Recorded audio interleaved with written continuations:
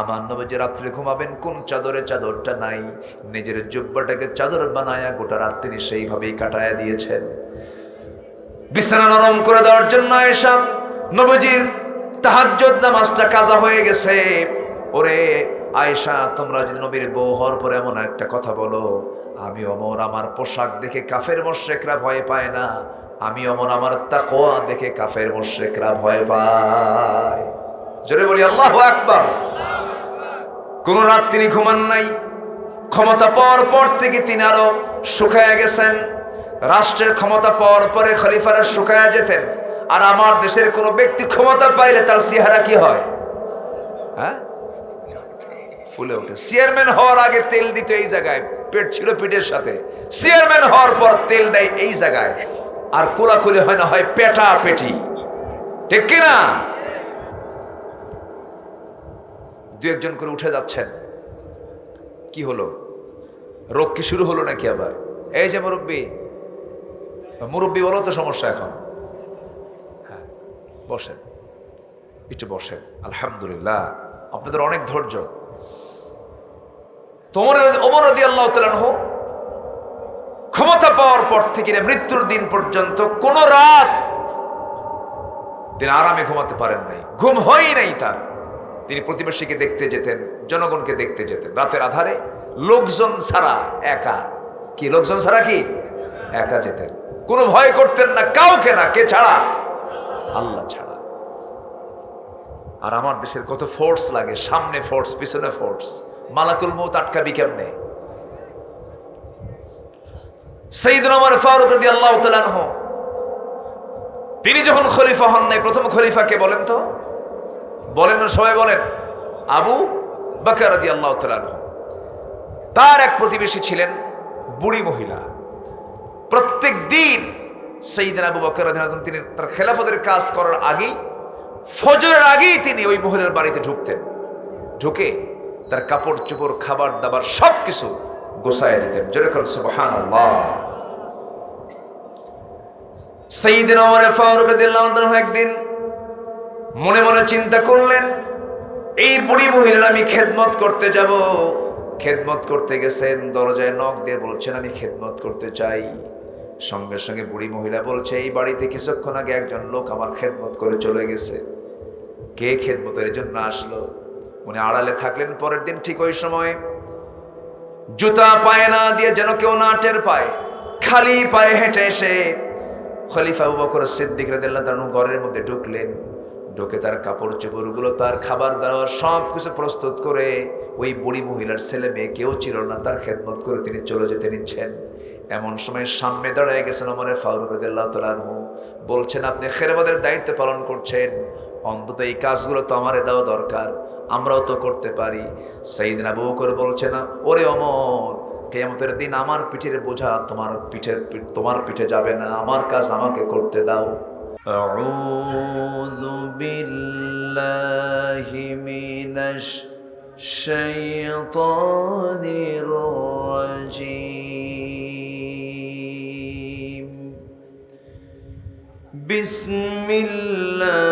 বিসমিল্লাহির রাহমানির রাহিম।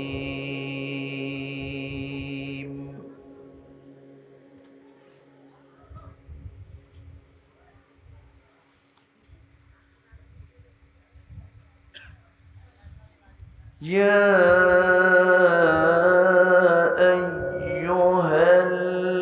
আইয়ুহাল্লাযীনা আমানু ইত্তাকুল্লাহা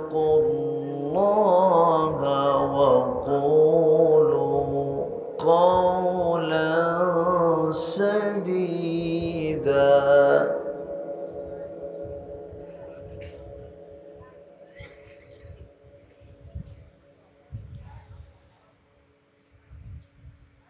يصلح لكم أعمالكم ويغفر لكم ذنوبكم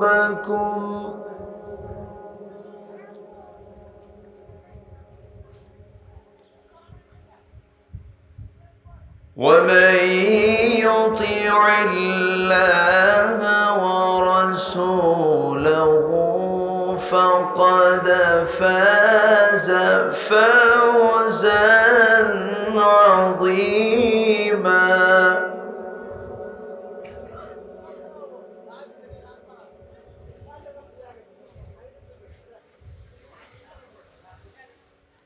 إنا عرضنا الأمانة على السماوات والأرض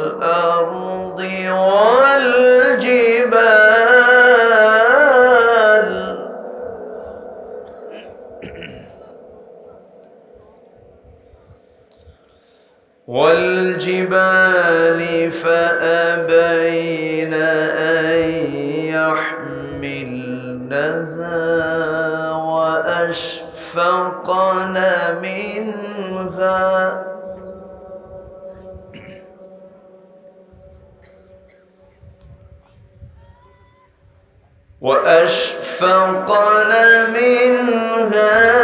وحملها الإنسان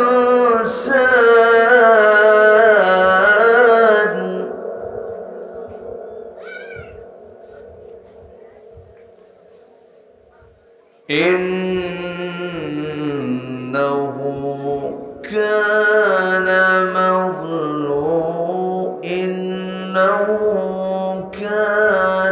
ظلوما جهولا.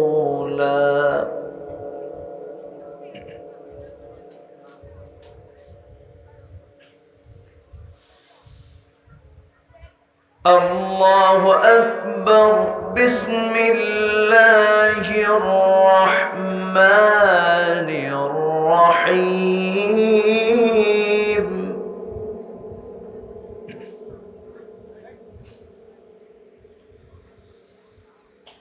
إن الله وملائكته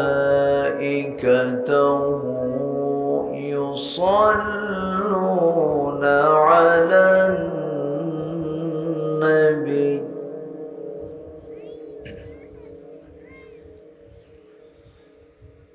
يا أيها الذين آمنوا صلوا عليه وسلموا تسليما. اللهم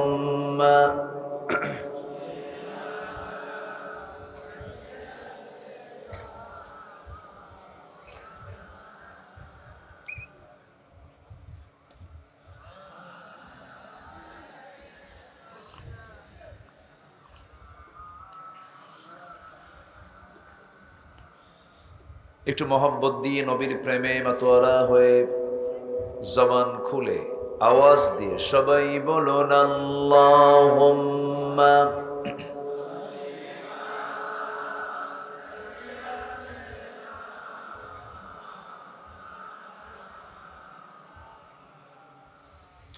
ওয়া আলা আলি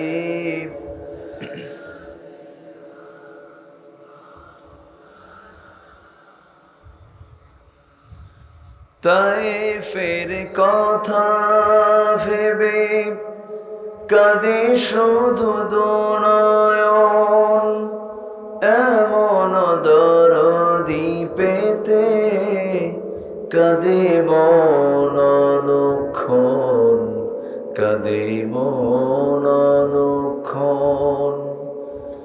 ওহুদ দাঁত হারা আহমদ যখন লৌহ মাখা কিয়ামতে উঠবে তখন, জিহাদ না করে কিভাবে দেখাবে তুমি চাঁদ চেহারা রূপে ওয়াতুল। আল্লাহুম্মা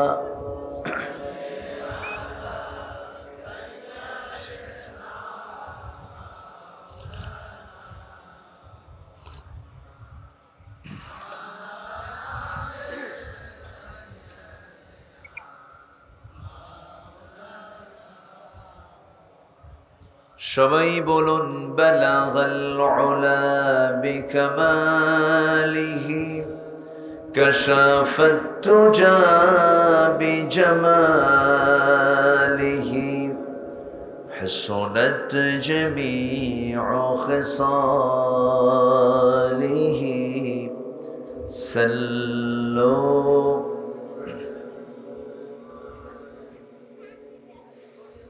سورة يوسف بداري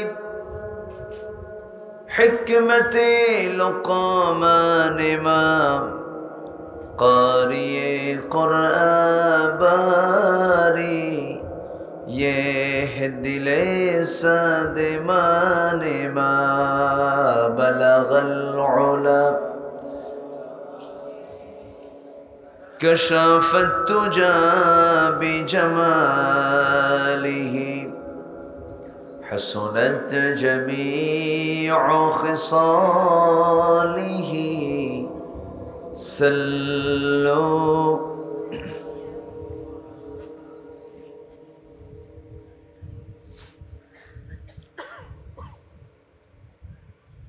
উত্তরবঙ্গের প্রবেশদ্বার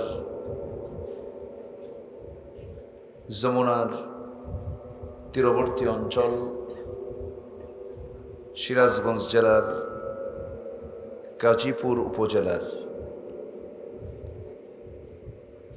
চরভানুডাঙ্গা বাইতুন নূর জামে মসজিদ মাহফিল ইন্তেজামিয়া কমিটি এবং এলাকাবাসী কর্তৃক আয়োজিত দুদিনব্যাপী 14তম তাফসীরুল কোরআন মাহফিল 2024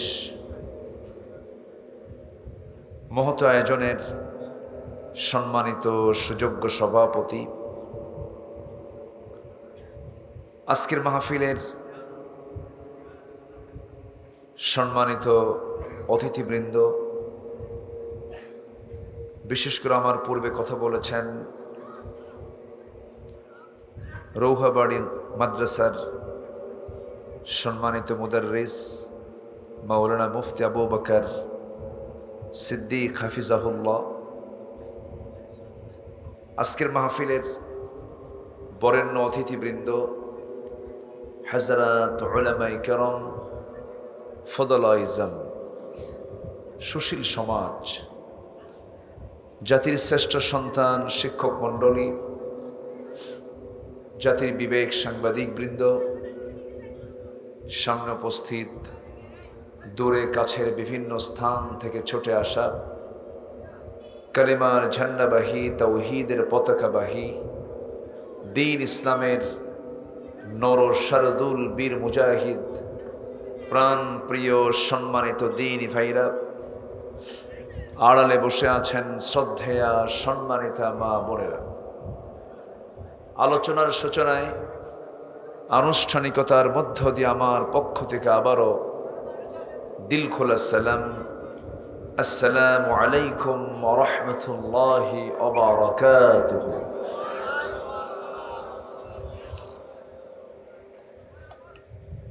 সবাই কেমন আছেন?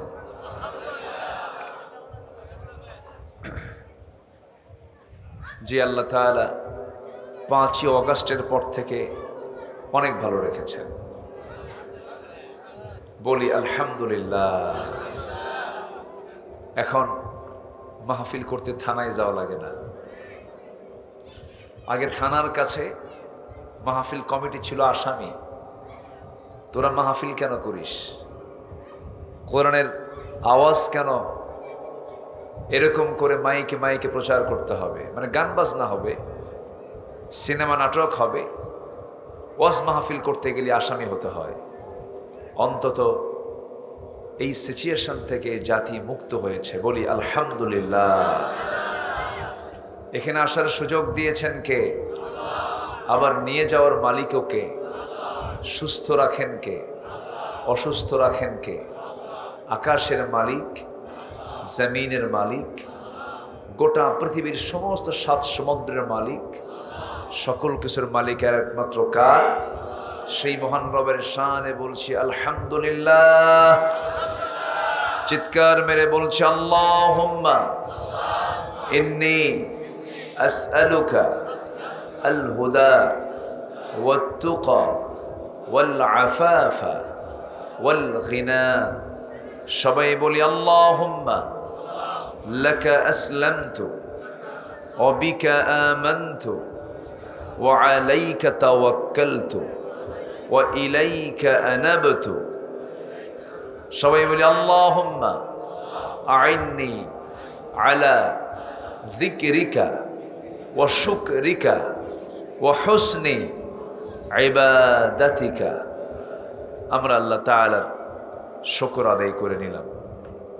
এই মাহফিলের 14 বছর 14তম বার্ষিকী আজকে চলছে।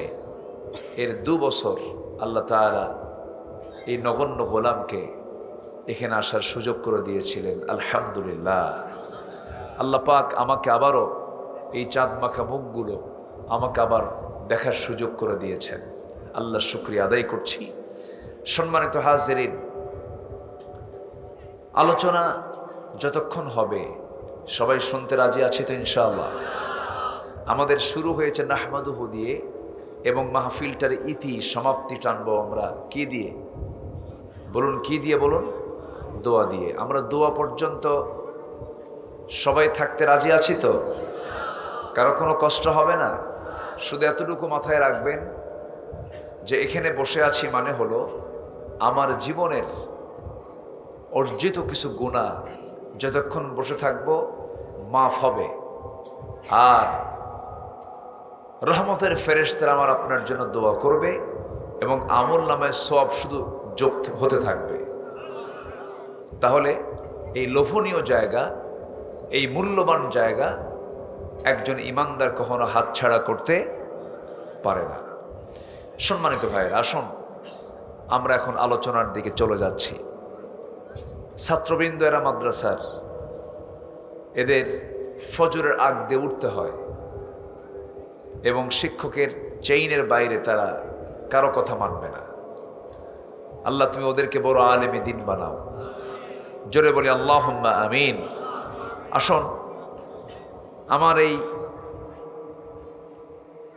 25-26 বছর এই মাহফিল অঙ্গনে আমি যত লেকচার দিয়েছি, কথা বলেছি, ভাঙ্গাচোরা এলেম কালাম তেমন নেই, যা বলে আমি চেষ্টা করেছি আয়াত এবং হাদিসকে সামনে রেখে কথা বলার জন্য। আমার দেশে 2টা ধারার ওয়াজ হয়। এক ওয়াজ হয় হলো সুর বাদ দেয় না, সুরের তালে তালে মুখে যা আসে বানোয়াট কথা সহ অনেক কথা একটা মহল বলে। আবার আরেকটা শ্রেণী হলো যারা কোরআনের মূল নির্যাস কথাগুলো জাতির সামনে উপস্থাপন করার চেষ্টা করে। যদিও বাতিল কথাগুলো অনেক সময় মুখরোচক হয়, খুব সুন্দর লাগে, মজা লাগে, কিন্তু যে কথার সাথে কোরআন এবং হাদিসের কোনো সম্পর্ক নাই, সেটা যতই চিত্তাকর্ষক হোক না কেন, যতই সেটা আনন্দ দিক না কেন, সেটার কোনো প্রাপ্তি, সেটার কোনো পুরস্কার, সেটার কোনো ফলাফল কার দরবারে নাই? আল্লাহর দরবারে নাই। তাহলে এখন আপনারা কোন কথাগুলো শুনতে চান? মানে মনকে তৃপ্তি মিটায় দেবে এমন জাতীয় কথা, না কোরআন থেকে আলোচনা শুনে আমার মনকে তৃপ্ত করা দরকার? বলেন কিসের থেকে? বলেন কোরআন থেকে। এই ধারাটা চেঞ্জ করার এখন একটা সময় এসেছে। এই মাহফিল অঙ্গনকে কিছু কলুষিত করেছে, কিছু দুষ্টরাও আছে। কিছু দুষ্ট আছে না নাই? আছে। গান বাজনা করে, নাচানাচি করে, জিকির করতে করতে পায়জামা খুলে ফেলে, এরকম কিছু কিছু কালচার, কিছু বদমাইশি আছে না নাই? বলেন তো আছে। সম্মানিত হাজিরিন, পৃথিবীতে মহাসত্য এবং মহাবিস্ময় যদি কিছু থাকে একটাই আছে, যেটাকে নিয়েই আমরা বসেছি। সেই কিতাবের নাম কি? বলুন আসতে, বলুন সেই কিতাবের নাম কি? কোরআন। কোরআন কি জবাব দিতে পারে? সব কিছুর জবাব দিতে পারে? প্রশ্ন যত আছে সব জবাব দেবে কি? কোরআন। যত প্রশ্ন আছে আপনার প্রশ্ন ফুরে যাবে, কোরআনের জবাব ফুরাবে না। এত জানার কিতাব এটা। একজন সায়েন্টিস্ট সায়েন্স নেবে আছে, একজন সাহিত্যিক সাহিত্য নেবে আছে, একজন শিক্ষক শিক্ষা নেবে আছে, একজন আইনজীবী আইন নেবে আছে। শুধু ফিজিক্স কেমিস্ট্রি সায়েন্সের উপরে প্রায় 350 থেকে 400 আয়াত আছে। বলি আলহামদুলিল্লাহ, সব আছে এর মধ্যে, কোনো কিছু বাদ পড়েনি।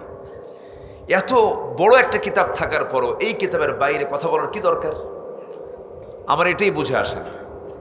এত বড় একটা সম্পদ থাকার পর, এত বড় একটা নিয়ামত থাকার পর এর বাইরে কি যাওয়ার কি আর দরকার আছে? নাই। আসুন সে মূল কিতাব থেকে কিছু কথা বলি। আমি সূরা আহজাব থেকে শেষ দিকের কিছু আয়াত আমি তেলাওয়াত করেছি। ইমানদারকে ডাক দিয়ে আল্লাহ কিছু অর্ডার করছেন, কিছু হুকুম করছেন।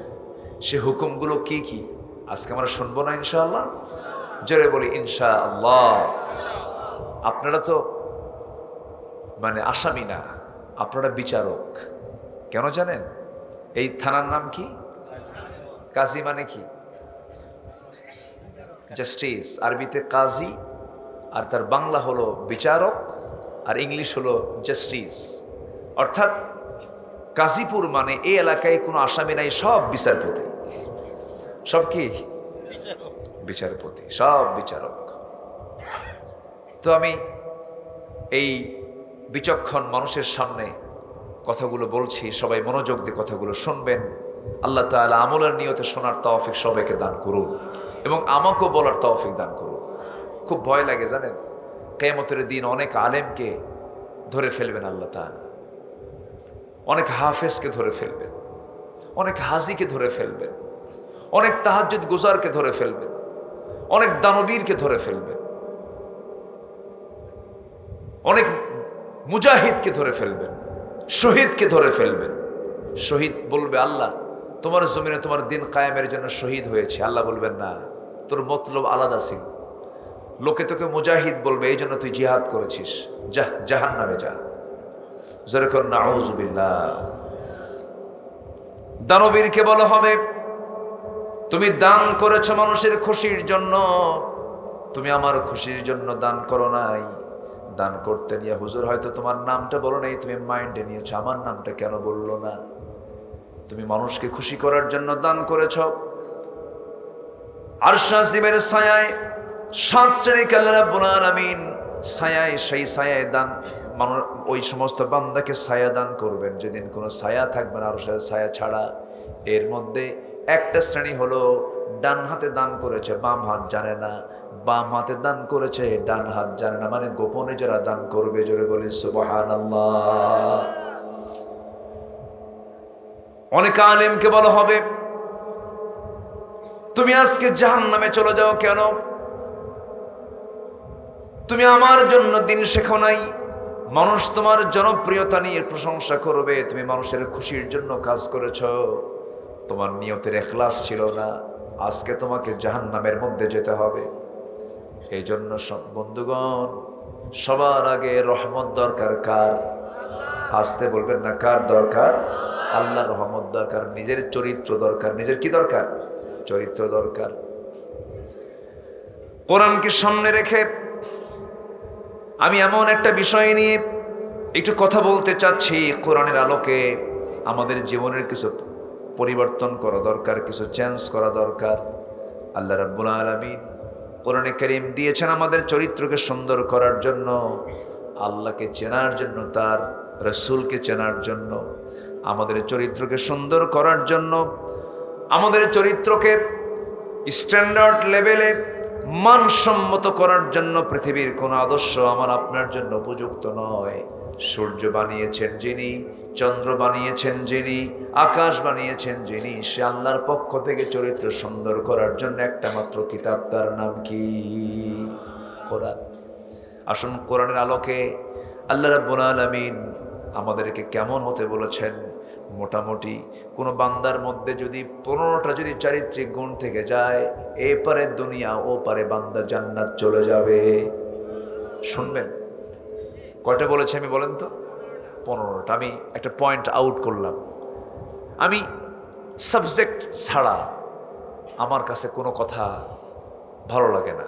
একটা সাবজেক্ট থাকতে হয়, একটা বিষয় থাকতে হয়। এলোমেলো এলোপাতাড়ি কথা, ও গোছলো কথা, কি নিয়ে গেলাম? হুজুর তো সুর দিল ভালোই, কানলামও ভালোই, কিন্তু বুঝলাম না কিছুই, তাহলে তো হলো না। সম্মানিত ভাইয়েরা, আসুন একটা একটা করে আমরা সেই গুণগুলো আমরা শিখে নেই।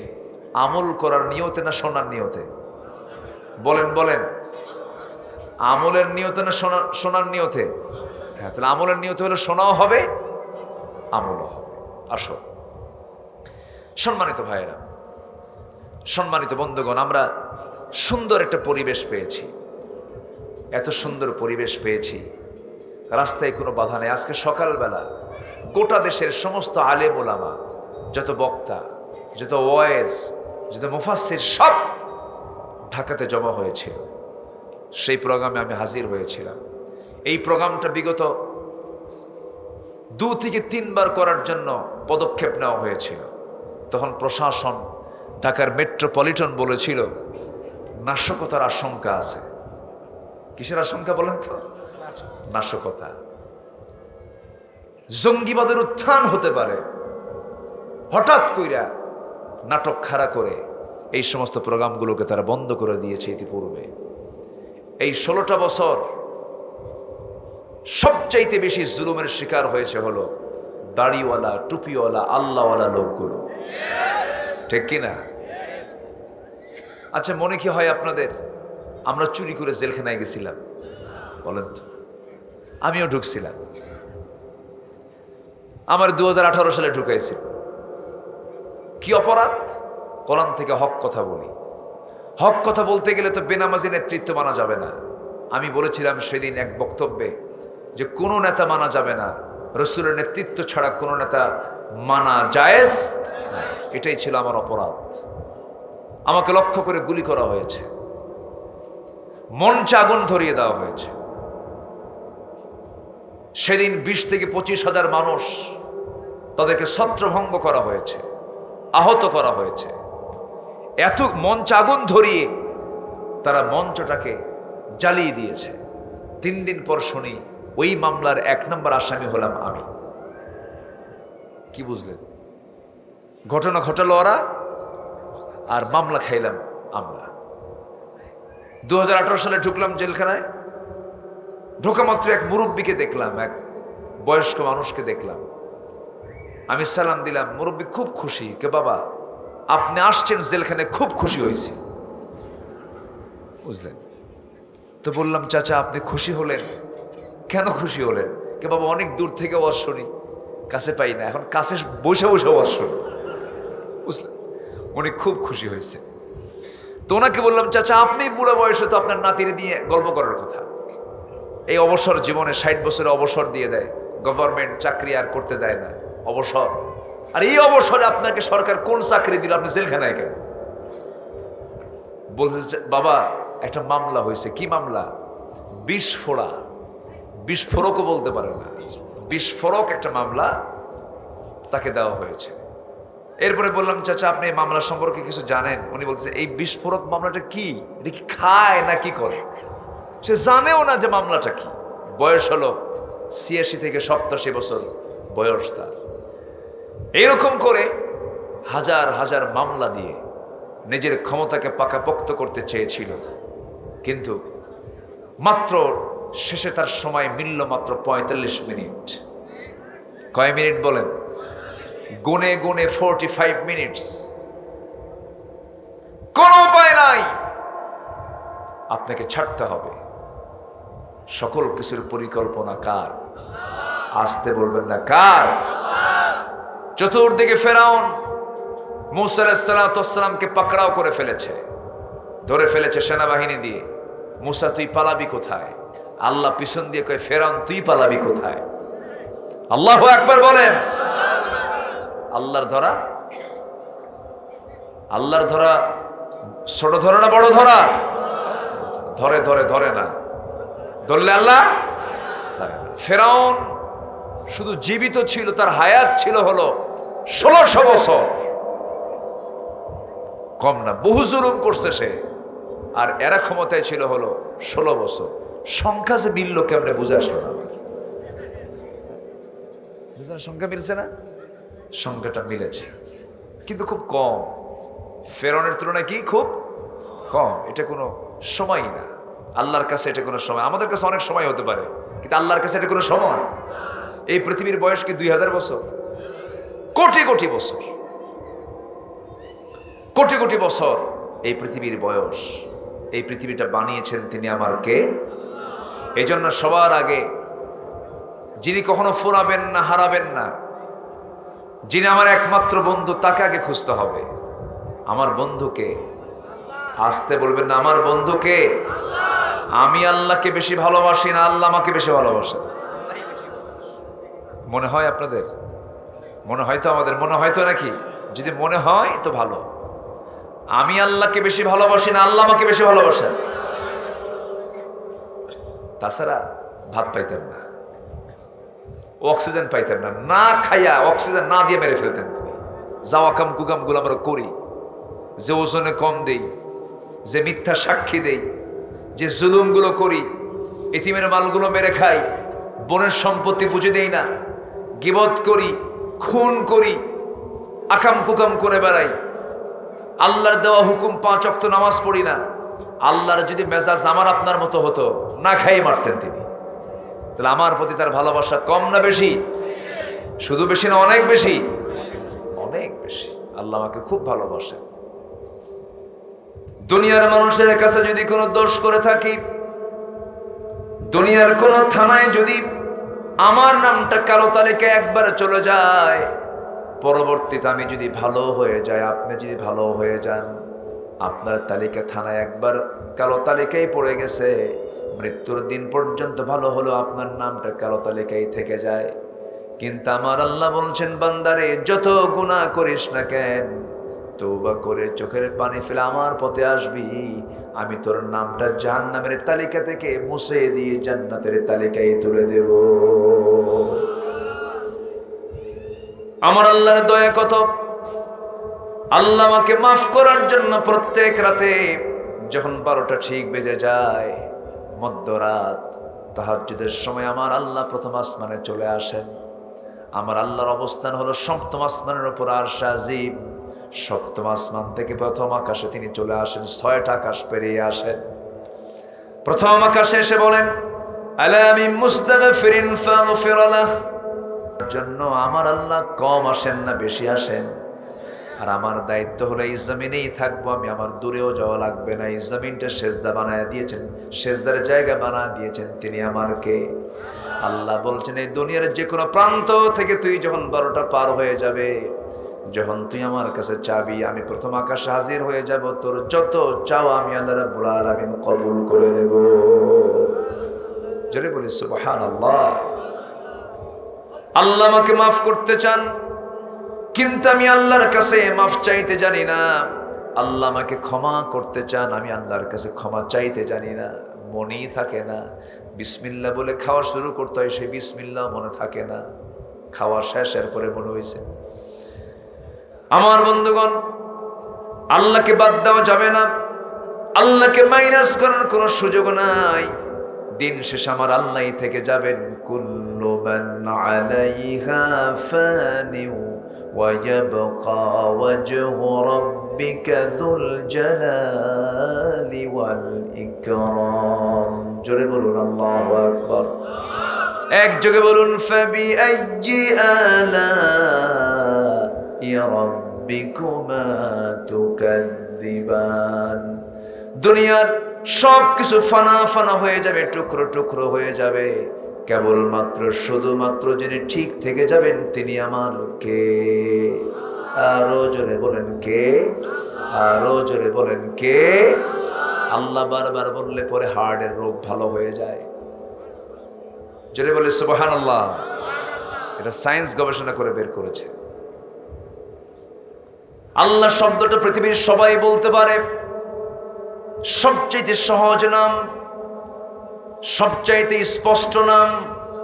পৃথিবীর কোন ভাষার মানুষ এই আল্লাহর নামটা নিতে কোনো কষ্ট হয় না। এই আল্লাহ শব্দের মধ্যে সা নাই, জিম নাই, ভ নাই, জাল নাই, হা নাই, কফ নাই। বড় বড় জটিল জটিল হরফগুলো দিয়ে আমার আল্লাহর নাম নয়। আমার আল্লাহর নাম নিতে পৃথিবীর কোনো মানুষের কষ্ট হয় না। বলুন আল্লাহ। ঠিক আছে না? কি সহজ নাম। সে আল্লাহর নামটা আমরা নিতে কৃপণতা করি। পৃথিবীতে আপনি আব্বার নামটা নিবেন, বারবার আব্বা আব্বা আব্বা বলে ডাকবেন, বাবা খেপে যাবেন, রেগে যাবেন। আম্মাকে বারবার ডাকবেন, মা মা বলে ডাকবেন, মা খেপে যাবেন। আপনি পৃথিবীর কোনো মানুষকে বারবার করে ডাকবেন, সে খেপে যাবে, রেগে যাবে, বিরক্ত হয়ে যাবে। কিন্তু আমার আল্লাহ সম্পূর্ণ ভিন্ন। আমি যতবার আল্লাহকে যতবার ডাকবো, আমার আল্লাহ তত বেশি খুশি হয়ে যাবে। যাকে ডাকার দরকার তাকে ডাকি না, যাকে ডাকার তেমন দরকার নাই আমরা তার পিছনেই ছুটে আছি। আমার বন্ধুগণ, জিহ্বাকে আল্লাহর ডাকের জন্য ভিজা রাখতে হবে সর্বক্ষণ। এই জিহ্বা ভিজাতে হবে কার নাম নেওয়ার জন্য? বলেন, আরো জোরে বলেন, কার নাম নেওয়ার জন্য? সবাই বলুন আলহামদুলিল্লাহি রাব্বিল আলামিন। সবাই বলুন আলহামদুলিল্লাহি রাব্বিল আলামিন আর রহমানির রহিম مالك يوم الدين إياك نعبد وإياك نستعين اهدنا الصراط المستقيم صراط الذين أنعمت عليهم غير المغضوب عليهم ولا الضالين।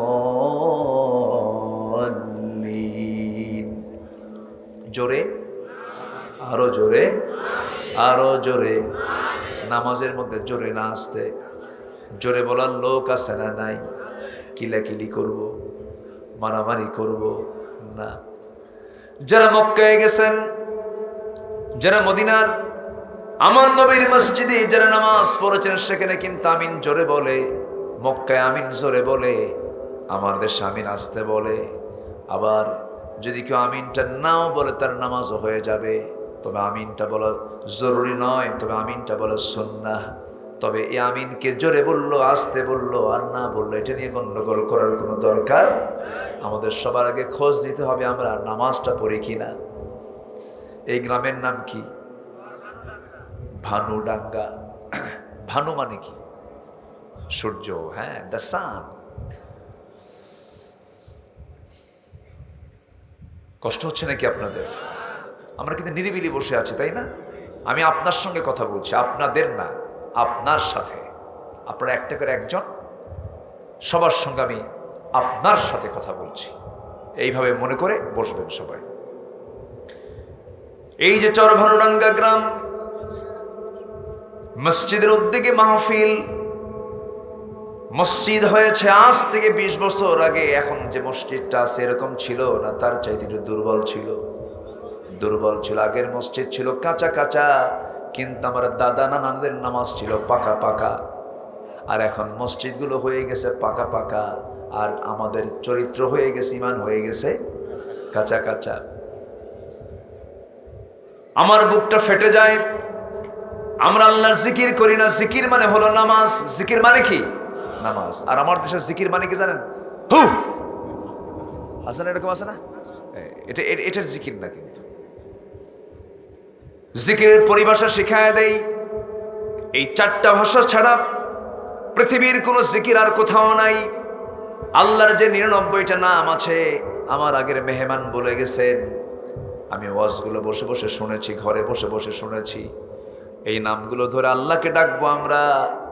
আর 4টা পরিভাষা হলো, রাসূল সেই জিকিরটা শিখিয়েছেন, সেটা হলো সুবহানাল্লাহ, আলহামদুলিল্লাহ, লা ইলাহা ইল্লাল্লাহ। নাম্বার 4 হলো আল্লাহু আকবার, সুবহানাল্লাহ, আলহামদুলিল্লাহ, লা ইলাহা ইল্লাল্লাহ। এরপরে কি?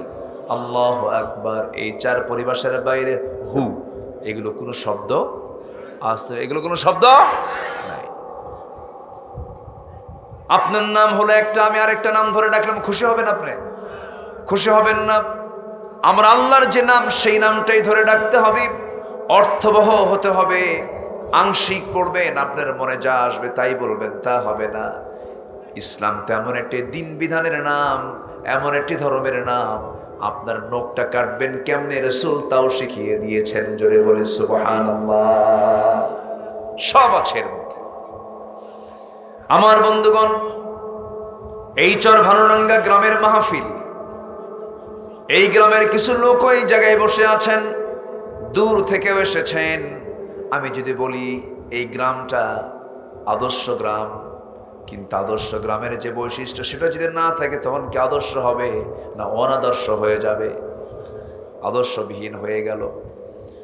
আদর্শ গ্রামের বৈশিষ্ট্য হলো, ওঠে কেন, সমস্যা কি?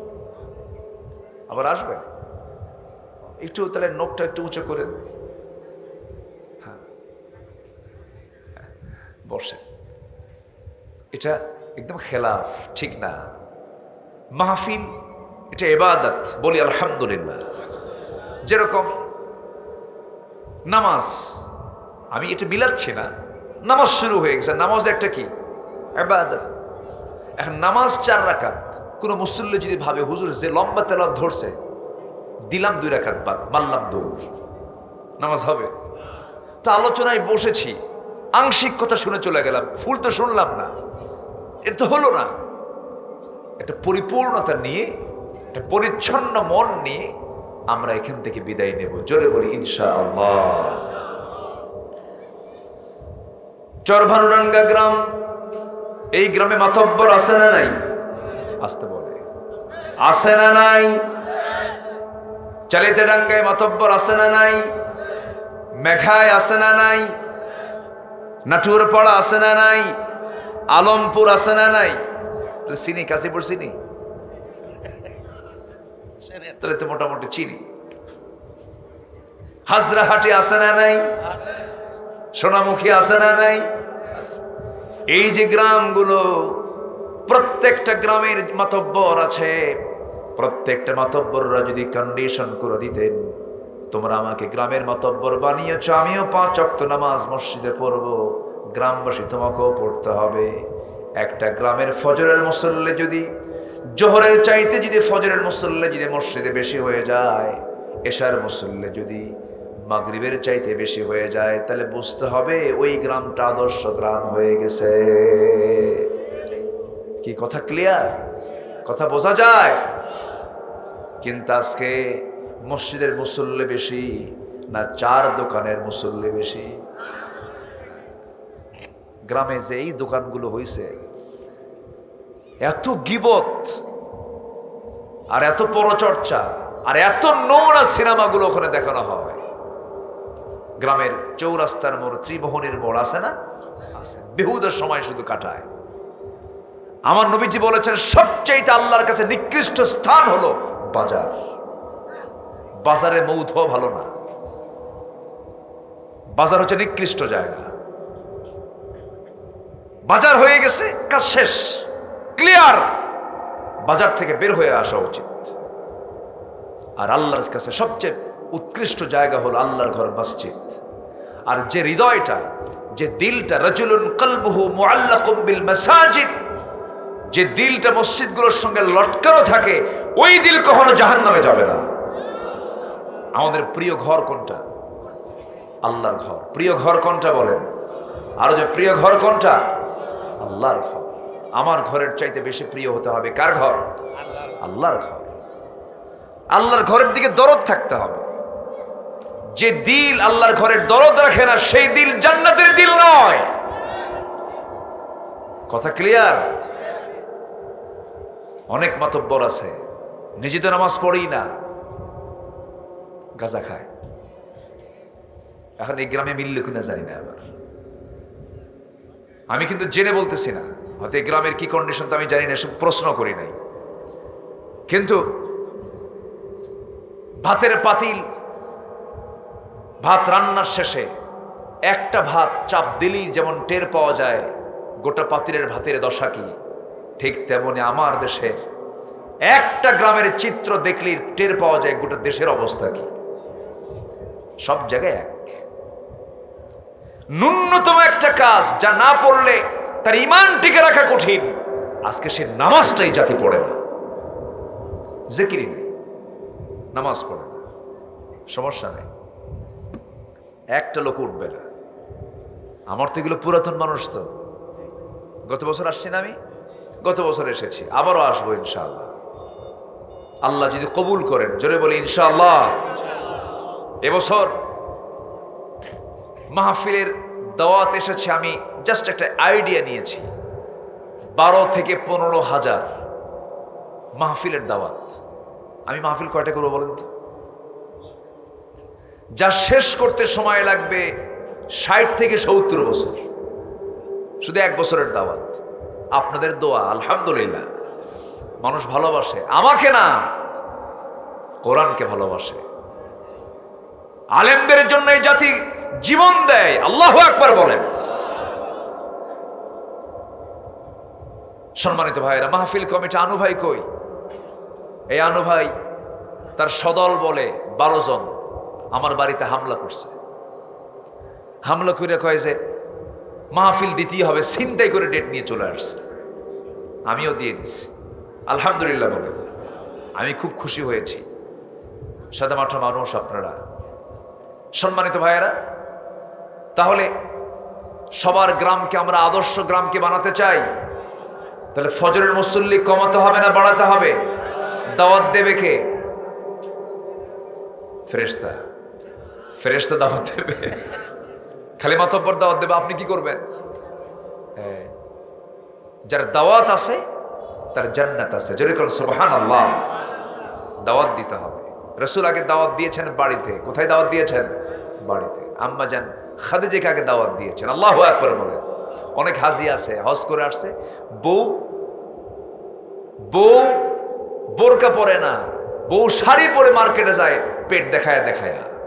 এরকম হাজি আছে না নাই? খবর রাখে না। মাহফিল অনেক মা বোন এসেছেন, আমি শুনেছি। মা, আপনার ব্যাপারেও কথা আছে, কথা বলবো, জোরে বলি ইনশাআল্লাহ। পুরুষদেরও দোষ আছে। নিজের বউ যদি সুন্দর হয়, সেই সুন্দর বউ আবার পরপুরুষকে দেখাতেও সে খুব আনন্দ ফিল করে। আছেন এরকম কিছু পুরুষ, আছে না নাই? নিজের বউ, এটা কি পাবলিক না পার্সোনাল? পাবলিক না পার্সোনাল? বউটা নিজে দেখতে চায় না, সবাই কিনে দেখতে চায়। হুন্ডায় চড়ায়। কোথায় চড়ায়? হুন্ডায়। সে সাধারণ কোনো হুন্ডা না, R15 লেটেস্ট ভার্সন। মানে প্যাসেঞ্জার সিট হলো দোতলা আর ড্রাইভিং সিট হলো নিচতলা। আছে না এরকম হুন্ডা কিছু? আছে না? মানে বান্দর বান্দর লাগে। তো প্যাসেঞ্জার সিটে বউকে বসায়, ও থাকে কয়তলায়? দোতলায়, উপরতলা। আর ড্রাইভিং সিটে বসে হলো স্বামী, সে থাকে হলো নিচতলায়। তো উপরতলায় বউকে এই জন্য বসায় যেন জাতির দেখতে যেন কোনো সমস্যা না হয়। সবাই দেখো কাজীপুরবাসী, এটা আমার বউ। আছে কি না? আছে। দেখায় দেখায়া বিকাল বেলা এক টানে সিরাজগঞ্জ ক্লোজারে যায়। কোথায় যায়? ক্লোজারে। ক্লোজারে গিয়ে লাল শাড়ি পরায়া ক্যামেরা বন্দি করে 16 Pro Max আইফোন দিয়ে ছবি একখান তুলে লিপস্টিক টিপস্টিক লাগায়া ফেসবুকে আপলোড দিয়ে ক্যাপশন লেখে, প্রিয় ভাইয়েরা আসুন আমার বউটাকে সবাই মিলে জামাতের সাথে দেখি। কিসের সাথে দেখি? জামাতের সাথে। এরকম অসভ্য বেহায়া কিছু পুরুষ স্বামী আছে না নাই বলেন তো? আসতে বলবেন না, আছে না নাই? আচ্ছা, এগুলো খেয়াল করতে হবে। জিকির থাকতে হবে কার? আল্লাহ। মুখ থেকে বের হবে হাসা কথা না মিছা কথা? সত্য কথা। জোরে বলি ইনশাআল্লাহ। আমি কোন সূরা থেকে তেলাওয়াত করেছি আমি বলেছি, কিন্তু বলেন তো, একজন বলেন তো কোন সূরা থেকে? সূরা আহজাব। সূরা আহজাবের দিকে একটু আসি। আল্লাহ রাব্বুল আলামিন বলেন, ইয়া আইয়ুহাল্লাযীনা আমানুত্তাকুল্লাহা ওয়া কুলু কওলান সাদীদা يصلح لكم أعمالكم ويغفر لكم ذنوبكم ومن يطع الله ورسوله فقد فاز فوزا عظيما জোরে বলুন আল্লাহু আকবার। ও ঈমানদারেরা, তোমরা আল্লাহকে ভয় করে, এক নাম্বার আল্লাহকে ভয় করে চলো। আল্লাহকে যদি ভয় করো, পৃথিবীর কোনো ভয় তোমাকে ভয় দেখাতে পারবে না। কারণ আল্লাহর ভয় তোমার মধ্যে যদি গেঁথে যায়, পৃথিবীর কোনো ভয় তোমাকে টলাতে পারবে না। হাসতে হাসতে ফাঁসির মঞ্চে চলে যাবে, কিন্তু আল্লাহর পথ সে বান্দা ছাড়বে না। এমন বান্দা আমার দেশে আছে না নাই? আসতে বলবেন না, আছে না নাই? আছে। রাত্রিবেলা ফাঁসি হবে, বিকেলবেলা কথা চলছে ছেলের সাথে। এই পাবনার মানুষ, এই সিরাজ বৃহত্তর পাবনার মানুষ, এটাও তো একসময় পাবনা ছিল। রাতের বেলা ফাঁসি দেওয়া হবে। বড় আল্লাহওয়ালা মানুষ, বড় আলেমে দ্বীন, বিশ্ব ইসলামী আন্দোলনের বড় একজন নেতা, তিনি রাতের বেলা ফাঁসির অর্ডার হয়ে গেছে। বিকেল বেলা জেল কোড অনুযায়ী আত্মীয় স্বজন তার সঙ্গে দেখা করতে আসছে। এমন সময় তার ছেলেটাও আসছে। ছেলেকে ডাক দিয়ে বলছে, বাজার, আমার তো রাত্রে ফাঁসি হবে, জানাজা পড়াবে কে? তুমি আমার জানাজা পড়াইয়া দিবা বাবা। কি ঠান্ডা মাথায় কথাগুলো বলছেন। এরপরে বলছেন, আমার যখন ফাঁসি হবে যেন লুঙ্গিটা না পরানো হয়, পায়জামা যেন থেকে যায়, এরকম করে তিনি ওসিয়ত করছেন সন্তানকে। এরপরে বলছেন, বাজান, পাবনায় তো আমার লাশ চলে যাবে, তুমি যাবে সাথে, কিন্তু তোমার মা যেন না যায়, তোমার মার যেতে আসতে বড় কষ্ট হয়ে যাবে। আমার বন্ধুগণ, দাজ্জাল তাকে কি বলে, জল্লাদ তাকে ফাঁসির মঞ্চের দিকে নিয়ে যাবে। তাকে অর্ডার দিল, তাকে বলা হলো আপনার সময় হয়ে যাচ্ছে।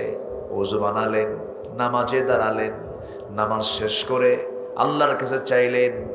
জল্লাদকে কিছুই বলা লাগলো না, ধরাও লাগলো না, কেউ তো মরতে চায় না সহজে। আস্তে আস্তে সে আল্লাহওয়ালা লোকটা মোটামুটি জোরে জোরে হেঁটে হেঁটে ফাঁসির মঞ্চের দিকে চলে যাচ্ছেন। জল্লাদ জবানবন্দি দিয়ে বলতেছে, জীবনে বহু ফাঁসির আসামিকে ফাঁসিয়ে দিয়েছি, এমন লোক কোনোদিন পায় নাই যে লোকটা ইচ্ছা করেই মরার জন্য ফাঁসির মঞ্চের দিকে চলে যায়। এমনি এমনি তো যায় নাই, তারা ইতিহাস থেকে শিক্ষা নিয়েছেন। কেমন করে শিক্ষা নিয়েছেন দেখেন। একজন সাহাবী ইসলাম কবুল করে মক্কার মানুষ মদিনায় গিয়ে হিজরত করেছেন। মদিনা থেকে তাকে ধরে আনা হলো। মক্কার কাফের মুশরিকরা তাকে গ্রেফতার করে ধরে এনে মক্কায় রেখে দিল জেলখানার মধ্যে। বলা হলো, খোবায়েব, তুমি আমাদের একই বংশের মানুষ, ইসলামটা ছেড়ে দাও, দ্বীনটা ছেড়ে দাও। খোবায়েব বললেন, না না, হক ছেড়ে কখনো বাতিল গ্রহণ করা যায় না রে। প্রয়োজনে হাসতে হাসতে দুনিয়া থেকে বিদায় নেব, বাতিল শক্তির কাছে মাথা নত করব না। এক পর্যায়ে দেখা গেল কি, ওই খোবায়েব নামে ওই সাহাবীর খাবার বন্ধ করে দিল, সব পানীয় বন্ধ করে দিল। এই টানা 4 মাস এমন চলতে দেখলো তারা, কিন্তু খোবায়েব মরে না। কারণ খোবায়েবের রব আল্লাহ নিজে তার সামনে খাবার পৌঁছায় দেয়। এমন ক্ষমতা কার আছে? আসতে বলবেন না, কার আছে? একজন নারী কি আমল করেছিলেন, দুনিয়াতে বসেই বেহেশতের খাবার খেয়েছিলেন। একজন নারী এই দুনিয়াতে বসেই জান্নাতের খাবার তার সামনে হাজির হয়েছিল। সেই নারীর নামটা কি বলুন তো? বলেন, মারিয়াম। আল্লাহু আকবার। খুব সুন্দর প্রশ্নের জবাব আপনারা দিচ্ছেন। এই মারিয়াম আলাইহিস সালাতু ওয়াস সালাম জান্নাতের খাবার দুনিয়াতে বসেই পেয়েছিলেন। কেন পেয়েছেন, কি জন্য পেয়েছেন? কারণ তার ভরসা ছিল আল্লাহর উপরে 100%। আল্লাহ আমাকে খাওয়াবেন, আল্লাহ আমাকে খাওয়াবেন। আমাদের আকীদা যদি, আমাদের তাওয়াক্কুল যদি পাখির মতো হতো, পরিপূর্ণ হতো, পাখির মতো রিজিক আল্লাহ তাআলা আমাকে আপনাকে দিয়ে দিতেন। একটা সিংহ দিনে 60 কেজি হরিণের মাংস খায়। কয় কেজি? 60 কেজি, যার দাম 1 লাখ টাকা। কয় লাখ টাকা? 1 লাখ টাকা একটা সিংহের খাবার। একটা সিংহ দিনে এত খাবার তার প্রয়োজন হয়, তার কি ব্যাংক অ্যাকাউন্ট আছে? আসতে কয় আপনি কয় লাখ টাকা খাবেন দিনে? আপনি কি খাবেন দিনে বলেন? বড় জোর 1 কেজি চাল খাবেন, আধা কেজি চাল খাবেন, তাও তো শহরের লোক খেতে পারে না। শহরের লোক তো 2-3 গ্রাম খায়। 1000 কোটি টাকার মালিক খেতে পারে না, ডাক্তার না করে দিছে। এতগুলো আঙ্গুর নিয়ে বসে, খাইতে বসে এতগুলো আঙ্গুর। একটা আঙ্গুর খাওয়ার সঙ্গে সঙ্গেই সহকারী কয়, স্যার আর খাওয়া যাবে না। 1000 কোটি টাকার মালিক শুধু আঙ্গুরের দিকে ছায়া থাকে আর কয়, পোড়া কপাল রে, খাইতে পারলাম না। কি ঠিক কি দেখো, কি হয়েছে? ডায়াবেটিস। কি হয়েছে? ডায়াবেটিস। রুটি খেতে পারে না, রুটি একটা খাইলে 2টা খেতে পারে না, ডায়াবেটিস বেড়ে যায়, ইনসুলিন নিতে হয়। গ্রামের মানুষ কম খায় না বেশি খায়? বলেন, কম খায় না বেশি খায়? বেশি খায়। শুধু খায়, ওরে বাপরে বাপ। ডিশ নিয়ে বসে না, কি নিয়ে বসে, কি গাবলা নিয়ে বসে। 1 কেজি মেরে দেওয়ার পর আর কি লাগবে? আরো 1 কেজি হলে ভালো হয়। আছে না নাই বলেন? রিজিকের দায়িত্ব কার? আল্লাহ। খাওয়ানকে বলেন, খাওয়ানকে। টাকা থাকলে যে খাওয়া যাবে এমনটা নয়। তো মানুষ কতটুকু খায়? কি প্রয়োজন ছিল 18 লক্ষ কোটি টাকা দেশকে ঋণগ্রস্ত করে নিজেরাই 11 লক্ষ কোটি টাকা দেশ থেকে পাচার করে নিয়ে যাওয়ার? কি দরকার ছিল? লজ্জায় মাথা নিচু হয়ে যায় দেশের শীর্ষস্থানীয় ধনী সালমান এফ রহমান, নাম শুনছেন তো? ওরফে দরবেশ। ওরফে কি? দরবেশ।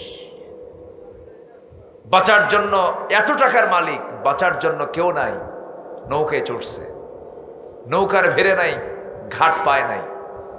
শেষ পর্যন্ত কোস্টগার্ড তাকে ধরে ফেলেছে। 2 জন ছিল, আইনমন্ত্রীকে ধরে নিয়ে যাচ্ছে। আইনমন্ত্রী কয়, আমার একা ধরো কেন?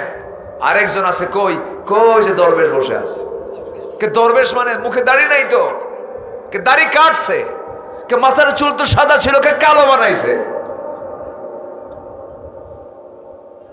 ধর্মের ব্যবসা আলেমরা করে না, ধর্মের ব্যবসায় তারাই চ্যাম্পিয়ন যারা দাড়ি রাখে, আবার দাড়ি কাটে, মাথায় পট্টি বাঁধে, আবার ওই মাথায় তিলক লাগায়। ঠিক কিনা? ওই সমস্ত নেতৃত্বের মুখে আমরা জুতা মারি, থুতু মারি। রাজি আছেন কারা কারা? হাত উঁচু করে দেখান মুসলমান। কেউ তো স্লোগান দেন না। স্লোগান দেন একজন।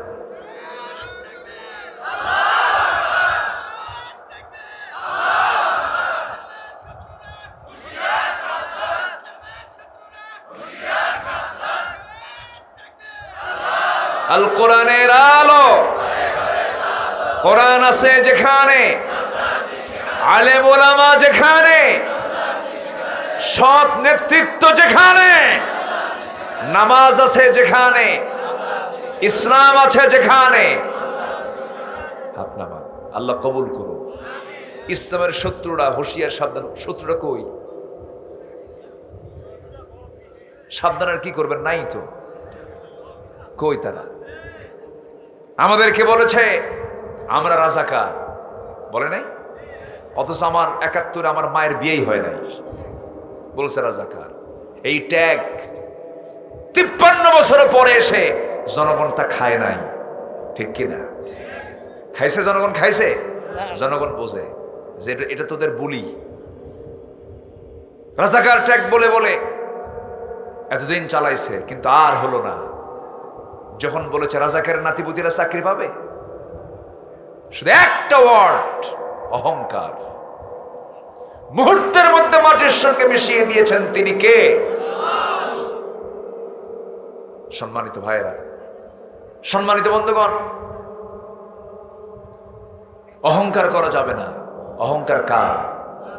আসতে বলবেন, অহংকার কার? আল্লাহ। সম্মানিত ভাইয়েরা, কথার তো থা নাই, বিভিন্ন দিকে চলে যায়, আবার লাইনে আসতে হবে। আমরা ভয় করব কাকে? আসতে বলবেন, ভয় করব কাকে? ভয়ের লক্ষণ কি? বেনামাজি না নামাজি? বেনামাজি না নামাজি? নামাজি। আমরা নামাজি হব, জোরে বলি ইনশাআল্লাহ। অনেক দল আছে আমার দেশে, যে দলের দলীয় কর্মসূচিতে নামাজি নাই। আছে না? না আছে না? জনসভা শুরু হয় দুপুরে, জোহর যায়, আসর যায়, মাগরিব যায়, নামাজ নাই। আছে কি না? যে দলের কর্মসূচিতে নামাজ নাই, যে দলের কর্মসূচিতে আল্লাহর হুকুম মানার কোনো কন্ডিশন নাই, নামাজের মতো ইবাদতের কোনো কথা নাই, যে নেতা নামাজ পড়ে না, যে নেতার মুখে ইসলামের সুন্নাহ নাই, যাকে দেখলে রাসূলুল্লাহর কথা মনে হয় না, যারা গাঁজা খায়, মদ খায়, নারীবাজি করে, অসৎ, চোর, এই সমস্ত নেতৃত্বের মুখে আমরা জুতা মারি। আমরা সতর্ক থাকবো, এখন সজাগ থাকবো। এখনো কিন্তু আমার দেশে কিছু চাঁদাবাজি চলছে, কিছু বদমাইশি চলছে, এগুলো রুখে দাঁড়ানোর দরকার আছে না নাই? আসতে বলবেন না, আছে না নাই? রুখে দাঁড়াতে হবে, সতর্ক থাকতে হবে। তবে রুখে দাঁড়ানোর জন্য আগে নিজের পা শক্ত করতে হবে। নিজের পা শক্ত হবে হলো সুন্দর চরিত্র দিয়া, সুন্দর চরিত্র দিয়া। নাম্বার 1, আমরা ভয় করব কাকে? আল্লাহকে। এবং আল্লাহর সাথে নাম্বার 1 যে গুণটা থাকতে হবে সেটা হলো সত্যবাদিতা। বলেন তো কি? সত্যবাদিতা। কখনো মিথ্যা কথা বলা যাবে। আপনার দোয়া যখন কবুল হয় না, তখন ভাববেন যে আপনার জিহবায় সমস্যা আছে। কি কথা কি বোঝা গেল? যখন আপনার দোয়া কবুল হচ্ছে না, তখন ভাবতে হবে কিসের সমস্যা আছে? জিহবায়। যে জিহবাদ আমি চাচ্ছি, বলছি, এই জিহবার ভিতরে আমার ক্যান্সার ধরেছে। ক্যান্সার কখন ধরে? যখন মুখ থেকে মিথ্যা কথা বের হয়। আমার দেশের ব্যবসায়ীরা কি মিথ্যা কথা বলে? আজ থেকে মিথ্যা কথা বলে? আজকে কোথায় যেন কি কিনলাম, কোথায়, ও হ্যাঁ, আমি উত্তরাতে, ঢাকার উত্তরাতে আমি একটা বাদাম কিনলাম। বাদামি আছে না, বাদামি কিনলাম। ওরা ওটা দাওয়াত দিলাম। তো বললাম, ভাই এটার দাম কত? বললো 130 টাকা একটা বাদাম। গ্রামে একটু কম হয়, গ্রামে 50-60 টাকায় মনে হয় পাওয়া যায়, তার কমেও পাওয়া যায়, 30 টাকায় পাওয়া যায়। হ্যাঁ, তো 130 টাকা। এটা চলে গেছে ঢাকায়। তো ঢাকায় যাওয়ার কারণে ভিজিট বেড়ে গেছে, খরচ আছে। তো 130 টাকা আমাকে বললো, হুজুর এটা দিলেই হবে, আমি আপনার ওয়াজ শুনি, খুব ভক্ত আমি। তো বললাম যে একটু কম দেই।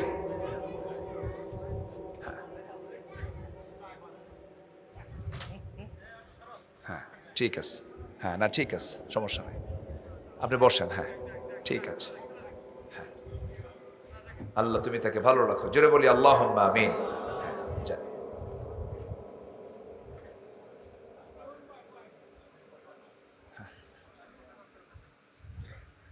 জি, সম্মানিত ভাইরা আমার দিকে তাকান। তো আমি তাকে বললাম, ভাই আমি দেব কত? হুজুর আপনি যা পারেন দেন। তো বললাম যে আমি 100 টাকা দিই। হুজুর আমার কেনাই নেই। কি বলেন তো, কি নাই? কেনাই।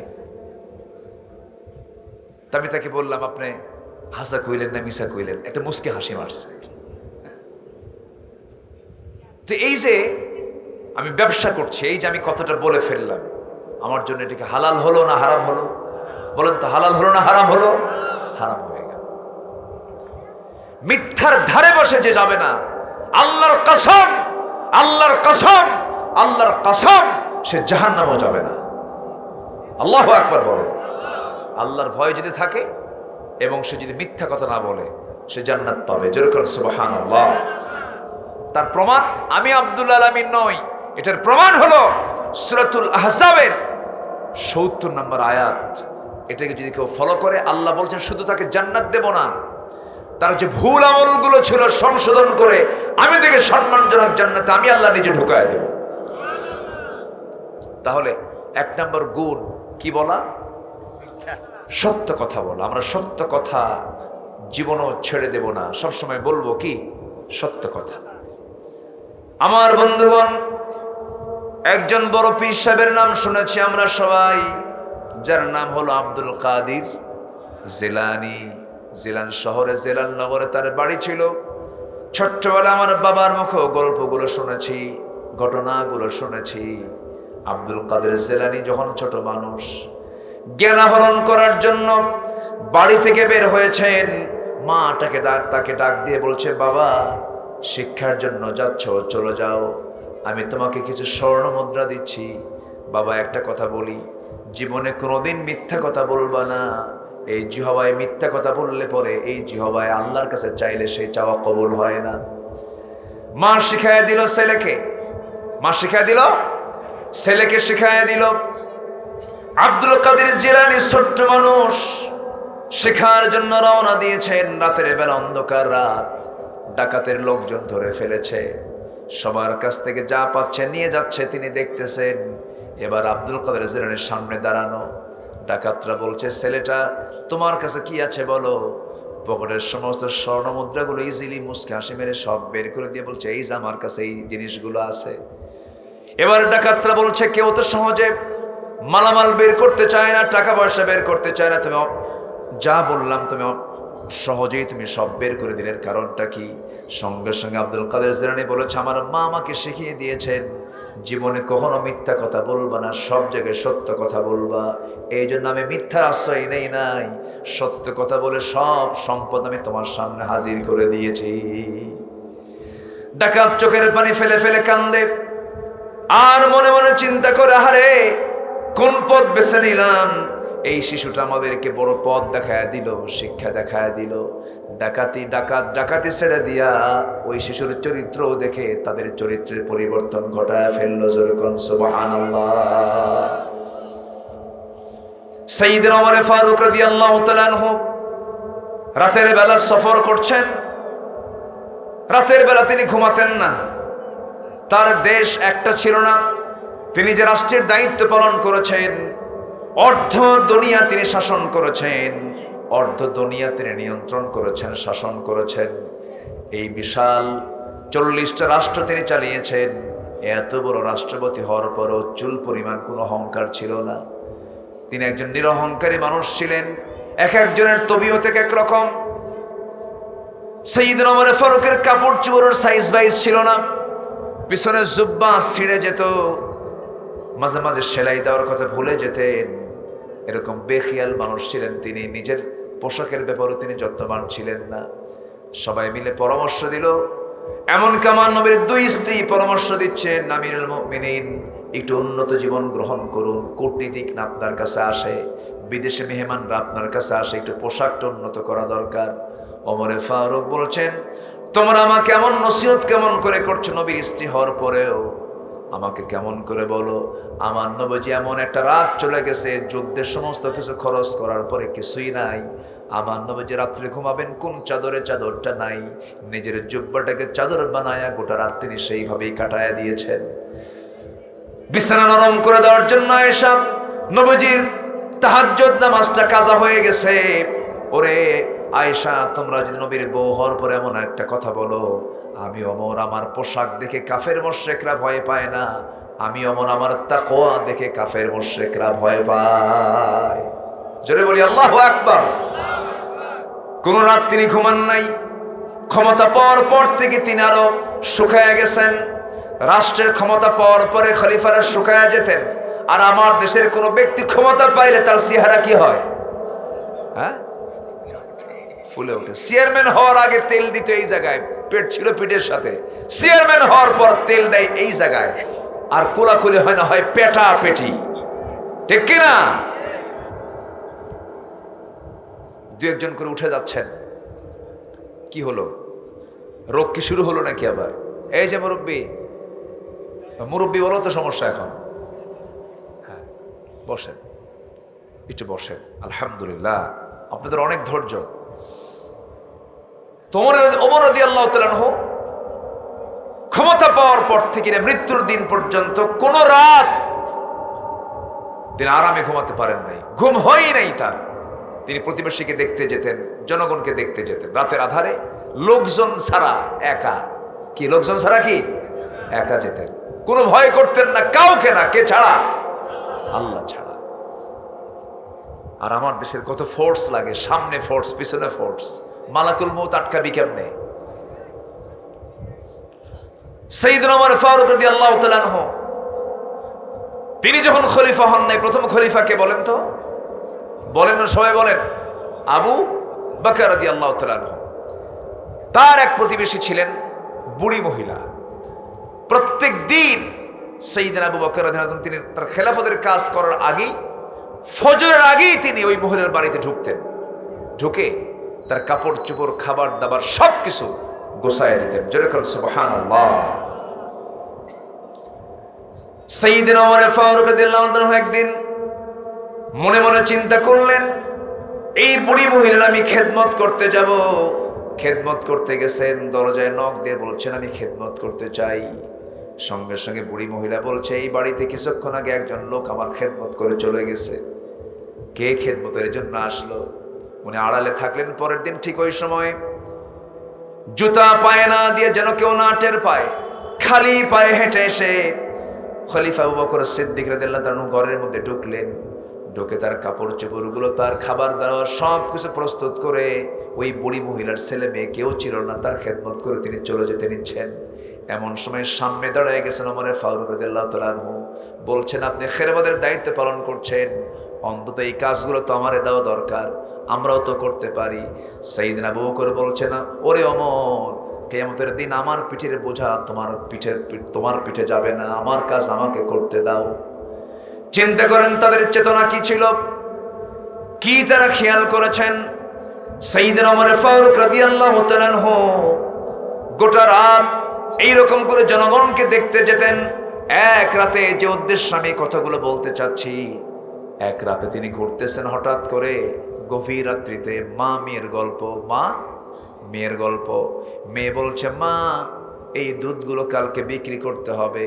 মা বলছে, দুধগুলো তো কম, এর মধ্যে কিছু পানি জমা দিয়ে পানি যোগ করে দুধ বিক্রি করলে একটু বেশি লাভ হবে। মেয়েটা বলছে, মা এটা আমি কখনো করতে পারবো না, এই উটের দুধ যা আছে এর মধ্যে আপনি যদি এক চুল পরিমাণ পানি ঢুকায় দেন এটা হারাম হয়ে যাবে। সঙ্গে সঙ্গে মেয়ের মা বলছে, মা এই পানি যে আমি ঢালবো এই জায়গায় তো ওমর ফারুক নাই। কে নাই? ওমর ফারুক নাই। সঙ্গে সঙ্গে মেয়েটা বলছে, মা তুমি ওমর ফারুকের ভয় করো কেন? এই পৃথিবীর কেউ না দেখলে আমার আল্লাহ তো তা দেখছেন, কখনো এই হারাম কাজ করা যাবে না। সাইয়েদনা ওমর ফারুক কথাগুলো শুনলেন, শোনার সঙ্গে সঙ্গে ডাকলেন না, কাউকে কিছু বললেন না, সোজা বাড়িতে চলে গেলেন। চলে গিয়ে বলছেন, আমার স্ত্রী ছেলের বউটা পাইছি। সুবহানাল্লাহ বলবেন না? কার বউ পাইছে? ছেলের বউ। মেয়ে কিন্তু দেখেই নাই। মেয়ে দেখছে? দেখে নাই। ছেলের বউ পাইছি আমি। ও আমার স্ত্রী, চিন্তা করুন, একজন রাষ্ট্রপ্রধান, কি প্রধান? রাষ্ট্রপ্রধান। তিনি বলছেন, আমি ছেলে বউ পাইছি, আমি খুব ভালো, খুব পরহেজগার, তাকওয়া দিয়ে ভরা, সেই মেয়েটাই আমার ছেলে বউ বানাতে চাই। চলে যাও। কে? দুধ বিক্রি করে। কি বিক্রি করে? দুধ বিক্রি করে। কিন্তু মা মেয়ের গল্প শুনে আমার কলেজে ভরে গেছে। মেয়েটা বলছে, মা দুধে পানি দেওয়া যাবে না, দুধে পানি দিলে এটা হারাম হয়ে যাবে। ওই মেয়েটাই মুত্তাকি, ওই মেয়েটাই পরহেজগার মহিলা, ওই মেয়েটা আমার দরকার। আল্লাহু আকবার বলেন। প্রস্তাব দিয়ে বিয়ে হয়ে গেল। তার ঔরসে যে সন্তানটা এসেছে ইতিহাসে জানা যায়, সেটা হচ্ছে দ্বিতীয় ওমর বিন আব্দুল আজিজ রাহমাতুল্লাহ আলাইহি। জোরে করে আল্লাহু আকবার। পেট ভালো হলে সন্তানও ভালো হয়। আমার বন্ধুগণ, তাহলে আমি যা কিছু করব সবকে দেখেন। কি সরকার দেখবেন? আল্লাহ দেখবেন? আল্লাহ দেখবেন। এই জন্য জাতিকে ভালো করার জন্য সরকারের ভয় দেখানো দরকার না, আল্লাহর ভয় দেখানো দরকার।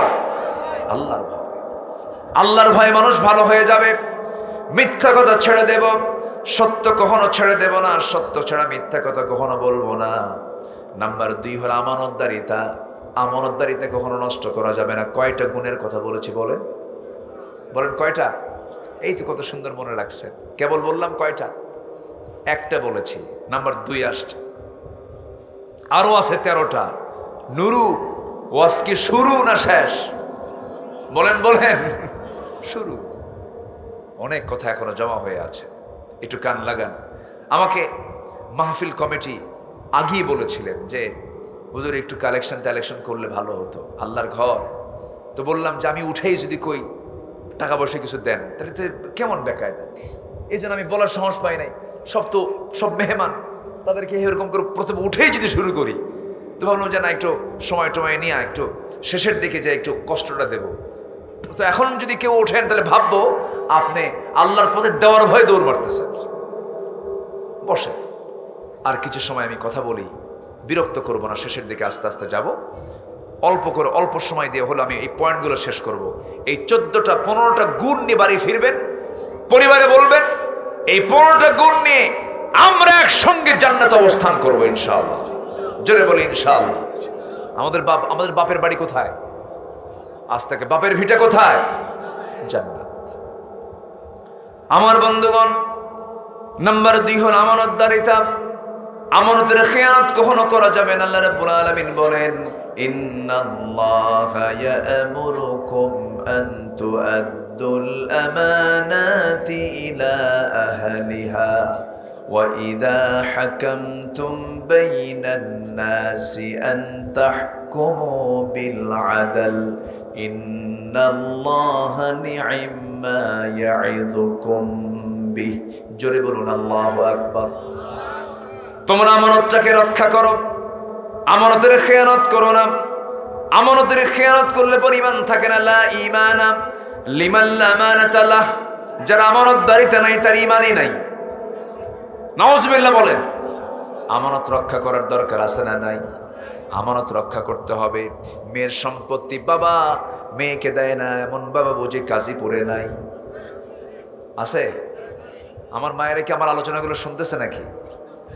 এই দেশের মা বোনরা কিন্তু মাহরুম হয়ে যায়, বাবার সম্পত্তি ম্যাক্সিমাম ফ্যামিলিতে পায় না। আবার কৌশলে ভাইরা বাবার কাছ থেকে সমস্ত সম্পত্তিগুলো, দামি দামি জায়গাগুলো জীবদ্দশায় লিখে নেয়, বাপও লিখে দেয়। এমন জমি রেখে যায় যে জমিগুলোর কোনো দাম নাই, মূল্য নাই। এরকম করে ফাঁকিবাজি করা হয়। এই জামানতের খেয়ানতটা করা হলো। আপনি বাবা মেয়েকে অংশ না দিয়ে ছেলেকে রেখে দিয়ে চলে গেলেন, আপনি জাহান্নামের অংশ কিনে নিলেন। জাহান্নামে যেতে হবে। এই ওয়াজটা আমার না আল্লাহর? ওয়াজটা কার বলেন? আল্লাহর ওয়াজ। এই কথাগুলো একটু মনোযোগ দিয়ে শুনবেন সবাই। আমার বন্ধুগণ, একটা মেয়ে সেই দিনই বাবার সম্পদ পাবে যেদিন বাপটা মারা গেছে। ওই দিনে ছেলেও পাবে, মেয়েও পাবে। বরং আল্লাহ তাআলা মেয়েদেরকে আগে দিতে বলেছেন, লিযযাকারি মিসলু হাযযিল উনসাইন। যারা আলেম উলামা আছেন, লিযযাকারি মিসলু হাযযিল উনসাইন, আগে মেয়েটাকে বুঝায় দাও ছেলে যা পাবে মেয়ে তার অর্ধেক পেয়ে যাবে। ছেলে পাবে 2 বিঘা, মেয়ে পাবে 1 বিঘা। ছেলে পাবে 10 বিঘা, মেয়ে পাবে 5 বিঘা। আল্লাহ তাআলা এটা সিলেকশন দিয়েছেন 1500 বছর আগে। আল্লাহু আকবার বলেন। কোনো কন্ডিশন করা যাবে না, কোন প্রকার এখানে ছলচাতুরি করা যাবে না। মারা গেছে যেদিন, বড় সন্তানের দায়িত্ব হলো সবাইকে ডাক দেওয়া, ডেকে বলা, শোনো তোমার জমির অংশের মালিক তুমি হয়ে গেছো, তোমার জমিতে আমি ধান লাগালে আমার এই ধান লাগানোটা হারাম হবে। কি কথা ক্লিয়ার? কথা বোঝা যায়? বোনকে বুঝায় দিতে হবে, ভাই ভাইয়েরটা বুঝায় নেবে। কিন্তু এমন কিছু ভাই আছে বোনকে ঠিকই শতক মিলায় দেয়, কিন্তু বোনের জমির শতক হলো 5,000 টাকা আর ভাইয়ের শতক হলো 50,000 টাকা। আছে না নাই বলে? আচ্ছা, শতক মিলালো কিন্তু দাম মিলালো না, উল্টা পাল্টা করে ফেললে এটা হারাম সম্পন্ন। আবার কিছু কিছু ভাই আছে বোনদেরকে মাঝে মাঝে ডাক দিয়া শেরপুরের দই খাওয়ায়, বগুড়ার মিষ্টি খাওয়ায়। সব মিষ্টি দইগুলো নিয়ে এসে বোনকে জন্মের মতো খাওয়ায় দিয়া পাশে বসায়া পাম্পট্টি দিয়ে বলে, বোন রাগ কইল না, একটা কথা বলি কি, অংশ নিলে কিন্তু ধ্বংস হয়। দেখছেন? আছে, এরকম আছে ফাঁকিবাজ আছে নাকি? আছে না নাই বলেন? আছে না নাই? আছে। এই সমস্ত অংশ যদি আপনি উল্টা পাল্টা করেন, আপনার অংশ হবে জান্নাতের না জাহান্নামের? বলেন কিসের অংশ? জাহান্নাম আপনার জন্য জুটে যাবে। আমানতের খেয়ানত করা যাবে না। আবার এরকম কিছু ফ্যামিলি আছে, হয়তো ভাইটা মারা গেছে, ছোট্ট একটা ছেলে রেখে গেছে, চাচা আছে বেঁচে। এই যে এতিমটা থাকলো, এতিমের ব্যাপারে ইসলাম খুব সতর্ক। আল্লাহ রাব্বুল আলামিন এতিমের ব্যাপারে বহু জায়গায় কথা বলেছেন, ওয়ালা তাকরাবু মালাল ইয়াতীম। এতিমের মালের কাছেই যায়ও না, এতিমের মালের কাছেই যায়ও না, সাবধান সতর্ক থাকো। যখন ওই এতিমটা যখন বড় হয়ে যাবে, তুমি দায়িত্বশীল, সব আমানত মনে করে তার হাতে তুলে দিবা। যদি উল্টাপাল্টা করো, আল্লাহ বলেছেন সেজন্য তার পেটের মধ্যে জাহান্নামের আগুন তুললো। যেরকম নাউযুবিল্লাহ। ভাতিজার সম্পদ মেরে খাওয়া চাচা কাজীপুরে একটাও নাই, নাই। ভাতিজার সম্পদ মেরে খাওয়া, ভাতিজার এতিম ভাতিজার সম্পদ মেরে খাওয়া চাচা আছে না নাই? করে। এগুলো করলে তার জন্য জাহান্নাম। নাম্বার 3, ধৈর্যশীলতা। ধৈর্য। মাহফিলে বসা আগে দরকার না ধৈর্য আগে দরকার? বলেন বলেন বলেন। বিয়ে আগে দরকার না ধৈর্য আগে দরকার? বলেন। ধৈর্য আগে দরকার। যার ধৈর্য নাই বউ টিকবে? বউ থাকবে? স্বামী স্ত্রীর মধ্যে দ্বন্দ্ব হয় কি হয় না বলেন? গন্ডগোল লাগে। এখানে বেশি ধৈর্যের পরিচয় দেবে কে? কিচ্ছু কয় না, দেখছেন? সব দায়িত্ব বউরে দিয়ে দিবে। বেশি বেশি ধৈর্যের পরিচয় দেবে কে? বুদ্ধি বেশি কার? আস্তে কয়। আল্লাহ তাআলা জ্ঞান কাকে বেশি দিয়েছেন? জ্ঞান কেন বেশি দিয়েছেন তার প্রমাণ হলো সাক্ষীর দরকার। পুরুষ লাগে একজন, নারী লাগবে কয়জন? 2 জন। এটা ইসলাম বলে দিয়েছে, তো বলে দিয়েছে। তাহলে নামাজে দাঁড়াবেন আপনি আপনার বউকে নিয়ে, নামাজ পড়াবে কে? বউ না স্বামী? তার নেতাকে বলেন, নেতাকে? ধৈর্য ধরবে কে বেশি? আস্তে কোন কেন? আমার মায়েরা খুব খুশি, হুজুর ভালো করে কোন, আমার স্বামীর ধৈর্য নাই। মুখে মুখে শুধু তালাক মারে, সকালেও তালাক দেয়, সন্ধ্যাও তালাক দেয়। এরকম কিছু বদমাইশ আছে না নাই? কাঁচা কঞ্চি আছে না? কাঁচা কঞ্চি চিনেন তো? যারা এই ধরনের চরিত্র, যাদের মুখ থেকে যারা তালাক শব্দটা বের করে, পিটানো দরকার পিছনে। বদমাইশ গুলো তালাক টালাক দিয়া, সেই স্বামী আছে হলো দুবাই, ইতালি, বউ আছে গাজীপুর, বউ আছে সিরাজগঞ্জ, মানিকগঞ্জ। ভিডিও কলে কথা বলতে বলতে হঠাৎ করে রাগ উঠছে, রাগের ঠেলায় কয় সব সংসার করতাম না তোর সাথে, 100 তালাক দিলাম। যা। কত তালাক দিছে? আল্লাহ কি 100 তালাক দিতে কইছে? একসাথে দিতে বলছে? আল্লাহ বলছে 3 টাইমে দাও, 3 মাসে দাও। ও দিছে এক সময়। কয়শো? 100। তাহলে বিয়ে আগে না ধৈর্য আগে? তালাক টালাক দিয়ে পরে আমাদের কাছে ফোন দিয়ে বলে, হুজুর কাম তো সারছি, হুজুর ছেলে মেয়ে আছে, হুজুর কান্নাকাটি করতেছে, কি করা যায়? হুজুর কি কোনো ফাঁক ফোকর আছে কিছু? তো বললাম যে কি করছেন আপনি? কে তালাক তো মারছি, শাশুড়ি সহ তালাক দিছে। কেন শাশুড়ি কি হয়েছে? হুজুর ওটার জন্যই তো রাগারাগি, ওটা আগে মারছি। আচ্ছা শাশুড়ি তালাক হয়? শাশুড়ি তালাক হয়? তাহলে এমন অসংখ্য ফ্যামিলি আছে বাংলাদেশে যারা বউকে তালাক দেওয়ার পরও সেই বউ নিয়ে সংসার করতেছে। ওই সম্পর্ক হলো জেনার সম্পর্ক। কিসের সম্পর্ক বলেন? জেনার সম্পর্ক। তাহলে এখানে ধৈর্যের অভাবে কত বড় ক্ষতি হয়ে যাচ্ছে। এই জন্য সবার আগে ধৈর্যের দরকার আছে না নাই? আছে। মেয়ে মানুষ আল্লাহ তাআলা তাদেরকে বানিয়েছেন সোজা হাড়ে না বাঁকা হাড়ে? সোজা হাড়ে না বাঁকা হাড়ে? বাঁকা হাড়ে। আপনি সোজা করতে পারবেন না, ভেঙ্গে যাবে। রাসূল বলেছেন খুলিকাত মিন দিলাইন, মেয়েদেরকে সোজা হাড়ে নয় বাঁকা হাড়ে বানানো হয়েছে। আমার নবীর শানে সূরা তাহরিম নাজিল হয়েছে, আপনি কেন লিমা তুহাররিমা মা হাল্লাল্লাহু লাক। সামান্য মধু নিয়া কথা শুরু হয়ে গেছে, রাসূল বলেন জীবনে আর মধু পান করব না। বউয়ের সঙ্গে কথা কাটাকাটি হয়ে গেছে, আমার নবীজি তার স্ত্রী ছিল, স্ত্রীদের সঙ্গে আমাদের মধ্যে সবার মধ্যে কম বেশি লাগতেই পারে, কিছু দ্বন্দ্ব হতেই পারে, কিন্তু নিয়ন্ত্রণহীন হওয়া যাবে না, মাত্রাতিরিক্ত হওয়া যাবে না। কোন একটা প্রবলেম হয়ে গেছে, সমস্যা হয়ে গেছে, ম্যানেজ করে ফেলতে হবে। যেমন করে আমার নবীজির 4টা স্ত্রী একদিন নবীর সামনে এসে বসে পড়ে বলছেন, হুজুর আপনি বলুন তো আপনি কাকে সবচেয়ে বেশি ভালোবাসেন? আমার নবীজি কথা শুনেই মুস্কি মুস্কি হাসি মারলেন, মুস্কি মুস্কি হাসি মেরে বলছেন, ও আমার স্ত্রী 4 জন, তোমরা এখন চলে যাও, আগামীকালকে সকালবেলা জানিয়ে দেব আমি কাকে সবচেয়ে বেশি ভালোবাসি। তিনি একটা ব্রেন খাটালেন। এই সন্ধ্যাবেলায় করলেন কি, প্রত্যেক 4টা স্ত্রীর জন্য তিনি 2টা করে খেজুর বরাদ্দ করলেন। প্যাকেট করে 2টা করে খেজুর নিয়ে প্রথম স্ত্রী আম্মা জান আয়েশার ঘরে গিয়ে বলছেন, আয়েশা আমি তোমাকে দারুণ ভালোবাসি, আই লাভ ইউ। কি আই লাভ ইউ বলা জায়েজ নাই? আছে, বলা জায়েজ আছে না নাই?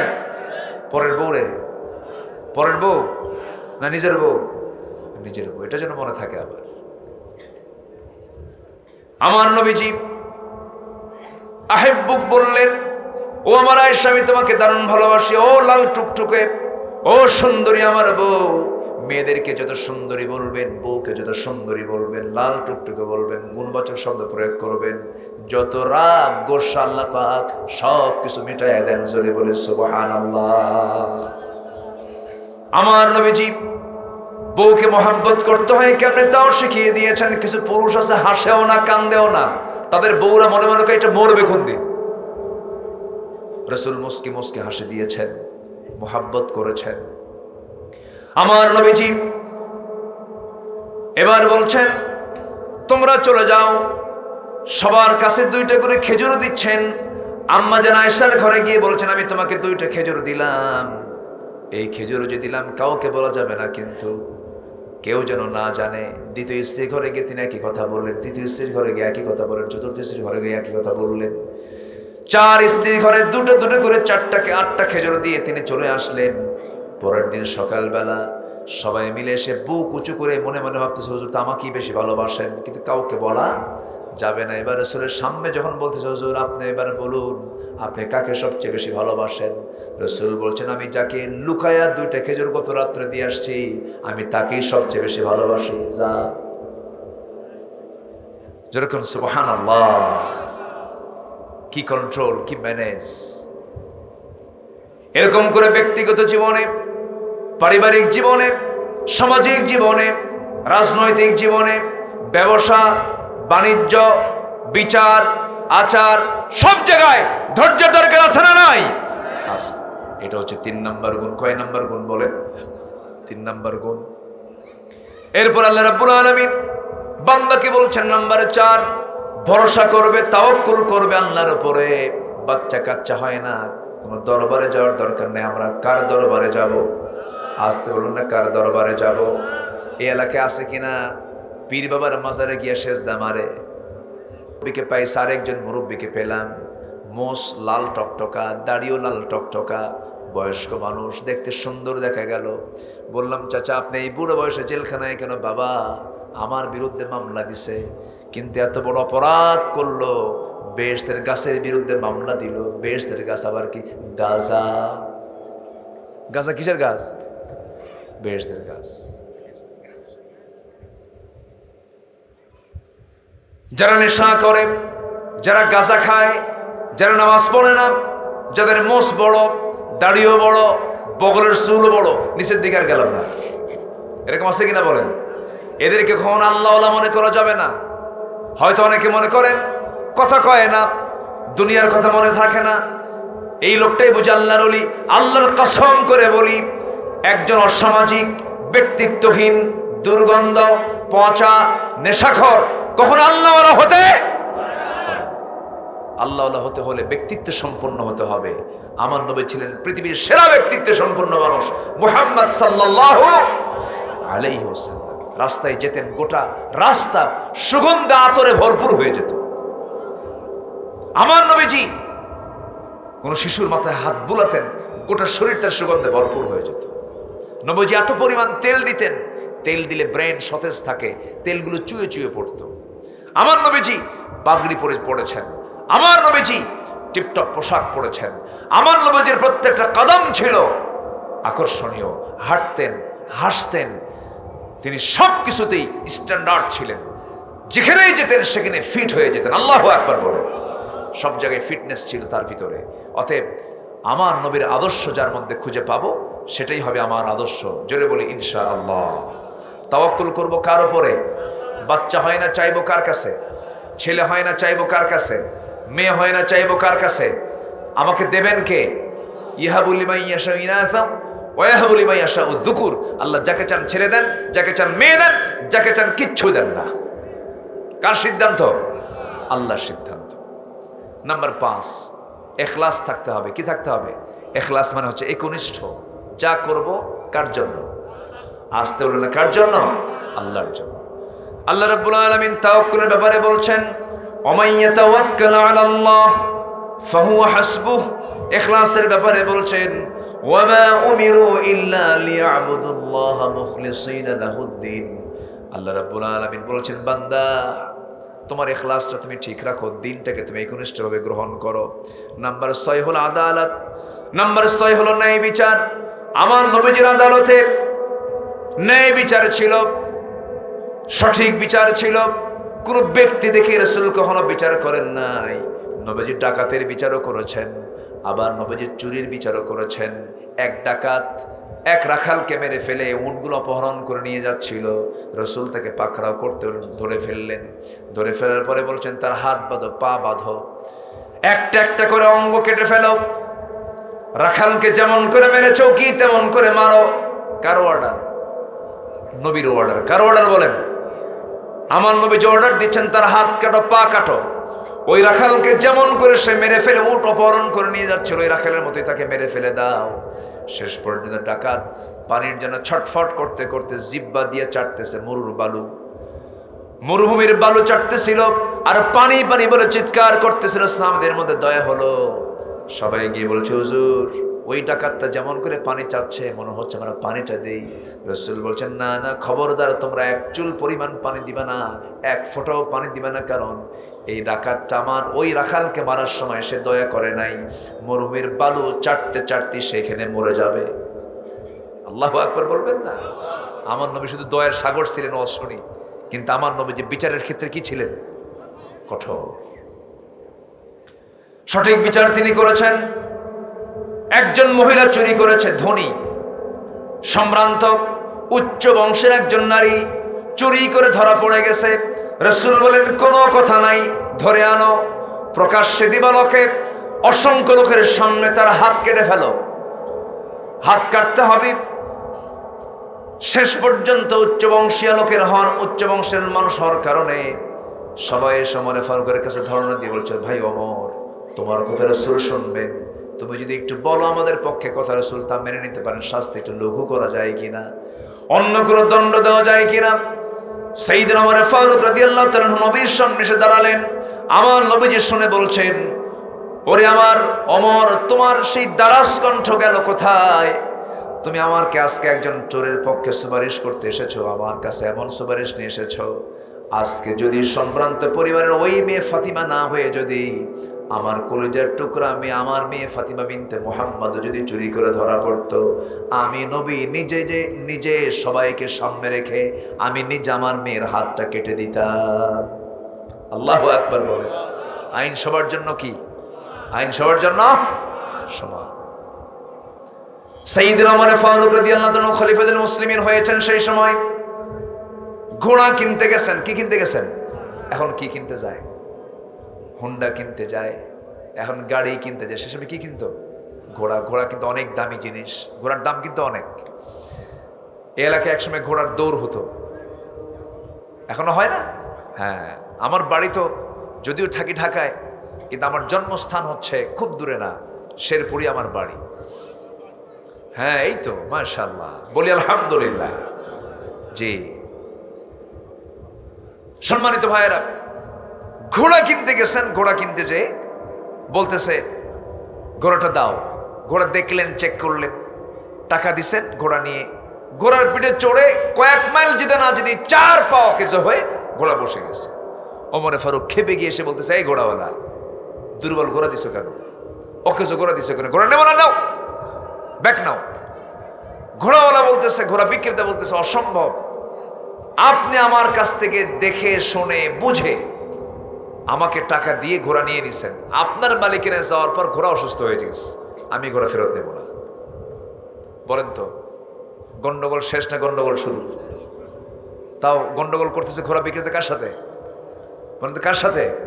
একটা চোখের ইশারা মারলে ওর 14 গোষ্ঠী খতম হবে। চিন্তা করেন, বিচার কি স্বাধীনভাবে, সেই সময় আইন বিচার কি স্বাধীন ছিল? ওমর ফারুক বললেন, তাহলে এখন কি করা যায়? ঘোড়াওয়ালা বলতেছে, ঘোড়া বিক্রেতা বলতেছে, কি করবো আর, আপনার ঘোড়া আপনি নিয়ে যান, আমি টাকা ফেরত দিতে পারবো না। কেন না, এটা আমি মানবো না। এতে চলো তাহলে আদালতে যাই। হ্যাঁ চলেন আদালতে যাই। আদালতের শরণাপন্ন হলো। বাদী হলো হচ্ছে ঘোড়াওয়ালা, ঘোড়া বিক্রেতা। মামলা যে আদালতে করা হয়েছে সে আদালতের মানে রুমের ভিতরে ঢোকা মাত্রই বিচারপতির সামনে দাঁড়ায় গেছে। দাঁড়ায় গিয়ে বলতেছে, আমিরুল মুমিনিন আপনি এই জায়গায় কেন? খলিফা ওমর ফারুক বলছে, আল্লাহর কসম আমি ওমর দেখে তুমি বিচার করবা না। আমি এই মামলার একজন আসামি করেছে আমাকে, আমি ওমর আমার চেহারা দেখে বিচার করবা না, সঠিক যে বিচার হবে সেটাই করবা। বসে গেছে, বিচার শুরু। সবার মুখ থেকে কথাগুলো শুনলেন। শোনার পর যিনি বিচারক তার নাম হচ্ছে কাজী সুরাইহ ইবনুল হারিস আল কিন্দি রাহমাতুল্লাহ আলাইহি। এই কাজী করলেন কি, বলছেন ওমর ফারুক রাদিয়াল্লাহু তাআলা আনহু, আপনি আমারও খলিফা, ঘোড়াওয়ালার খলিফা, অর্ধ জাহানের শাসক আপনি, কিন্তু আমি যতটুকু শুনলাম জবানবন্দি নিলাম, আমার কাছে মনে হচ্ছে আমি যতটুকু কোরআন এবং সুন্নাহকে রেখে আমি যতটুকু সিদ্ধান্ত দিচ্ছি, এই ঘোড়াটা আপনি কখনো ঘোড়া বিক্রেতাকে আপনি ব্যাগ দিতে পারবেন না, কারণ কেনা বেচা সম্পূর্ণ হয়ে গেছে, চুক্তি সম্পূর্ণ হয়ে গেছে। ঘোড়া আপনার মালিকানায় যাওয়ার পর সেই ঘোড়া আপনি ফেরত দিতে পারবেন না, কারণ আপনি আমার এই জায়গায় এখন সুস্থ হয়ে কথা বলছেন, আপনি চত্বর থেকে সুস্থ হয়ে বাড়ি ফিরবেন তার কোনো গ্যারান্টি আছে নাকি? নাই। তাই যদি না হয় এই ঘোড়াটাও আপনি ওই ঘোড়া বিক্রেতাকে কখনো দিতে পারবেন না। ওমর ফারুক রাদিয়াল্লাহু তাআলা আনহু আস্তে করে মাথা নিচু করে মুস্কি মুস্কি হাসি মেরে বাড়ির দিকে চলে আসলেন। পরের দিন মজলিসে শুরার বৈঠক, সংসদের পার্লামেন্ট বসেছে, সব পার্লামেন্টের সদস্যরা বসেছেন। ওমর ফারুক বলেন, তোমরা কি জানো আমি একজন ভালো বিচারপতি পেয়েছি, অমুক জায়গায় সে বসে, তাকে আঞ্চলিক বিচারপতি না বানায় তাকে জাতীয় বিচারপতি বানানো হোক, প্রধান বিচারপতি বানানো হোক, কারণ সে সাহস করে আমার বিরুদ্ধে সে রায় দিয়েছে। সুবহানাল্লাহ বলবেন না? বিরুদ্ধে রায় দিলে প্রমোশন কমে না বাড়ে? আর আমার দেশে বিরুদ্ধে রায় দিলে কি হয়? পাগলা বানায়। কি বানায়? পাগলা বানায়। আদালত কেবল 6টা হলো। কি কথা বলবো? বলবো? আগ্রহ আছে আপনাদের? বলি ইনশাআল্লাহ। নাম্বার 7 হলো তওবা করা। তওবা করবো কার কাছে? আল্লাহর কাছে। নাম্বার 8 হলো দয়া করব। আপনি দয়া করবেন, ইরহাম তুরহাম, দয়া করবেন দয়া পাবেন, কঠোর হবেন আল্লাহ কঠোর হবেন। আল্লাহু আকবার। নাম্বার 9 হলো নম্রতা, ভদ্রতা, নম্র হতে হবে, ক্ষিপ্র হওয়া যাবে না, বিনয়ী হতে হবে। ইবাদুর রহমানিল্লাযীনা ইয়ামশুনা আলাল আরদি হাওনা। নাম্বার 10 হলো কৃতজ্ঞ হতে হবে। বাপ মামার জন্য যা করেছেন তাদের অবদান আছে না নাই বলেন? কৃতজ্ঞতা স্বীকার করতে হবে। আমাকে বানিয়েছেন কে, তার কৃতজ্ঞতা আদায় করার দরকার আছে না নাই? জোরে বলি আলহামদুলিল্লাহ। এই কৃতজ্ঞতা বোধ থাকতে হবে। যার যে কাজ সেই কাজের শুকরিয়া আদায় করতে হবে। নাম্বার 11 হলো সাহসিকতা। ইমানদার ভীরু হয় না সাহসী হয়? ভীরু হয় না সাহসী হয়? সম্মানিত ভাইয়েরা, আমার তো শতভাগ বিশ্বাস যে সমস্ত যুবকরা বুকের তাজা প্রাণ ঢেলে দিয়ে দেশকে নতুন করে সাজিয়েছে, নতুন পরিবেশ তৈরি করেছে, এরা সবগুলো আল্লাহর পছন্দের বান্দা। আসতে কবে না, জোরে কোন ঠিক কিনা? এরা আল্লাহর পছন্দের বান্দা, অবশ্যই আল্লাহর পছন্দের বান্দা তারা। চিন্তা করুন, স্বরাষ্ট্রমন্ত্রীর সামনে পুলিশ বলে, স্যার একটা করে গুলি করি, একটাই পড়ে আর বাকিগুলো দৌড় মারে না, তারা আমাদেরকে মারার জন্য সামনের দিকে এগিয়ে আসে। আল্লাহু আকবার বলে। ওই দিলের মধ্য থেকে ভয় দূর করে দিয়েছেন তিনি আমার কে? এই বিজয়টা দিয়েছেন মূলত কে? আল্লাহ তাআলা। বিজয় হবে ভয় দিয়া না সাহস দিয়া? ইমানদার ভয়ে থাকবে না সাহসে থাকবে? সাহসে।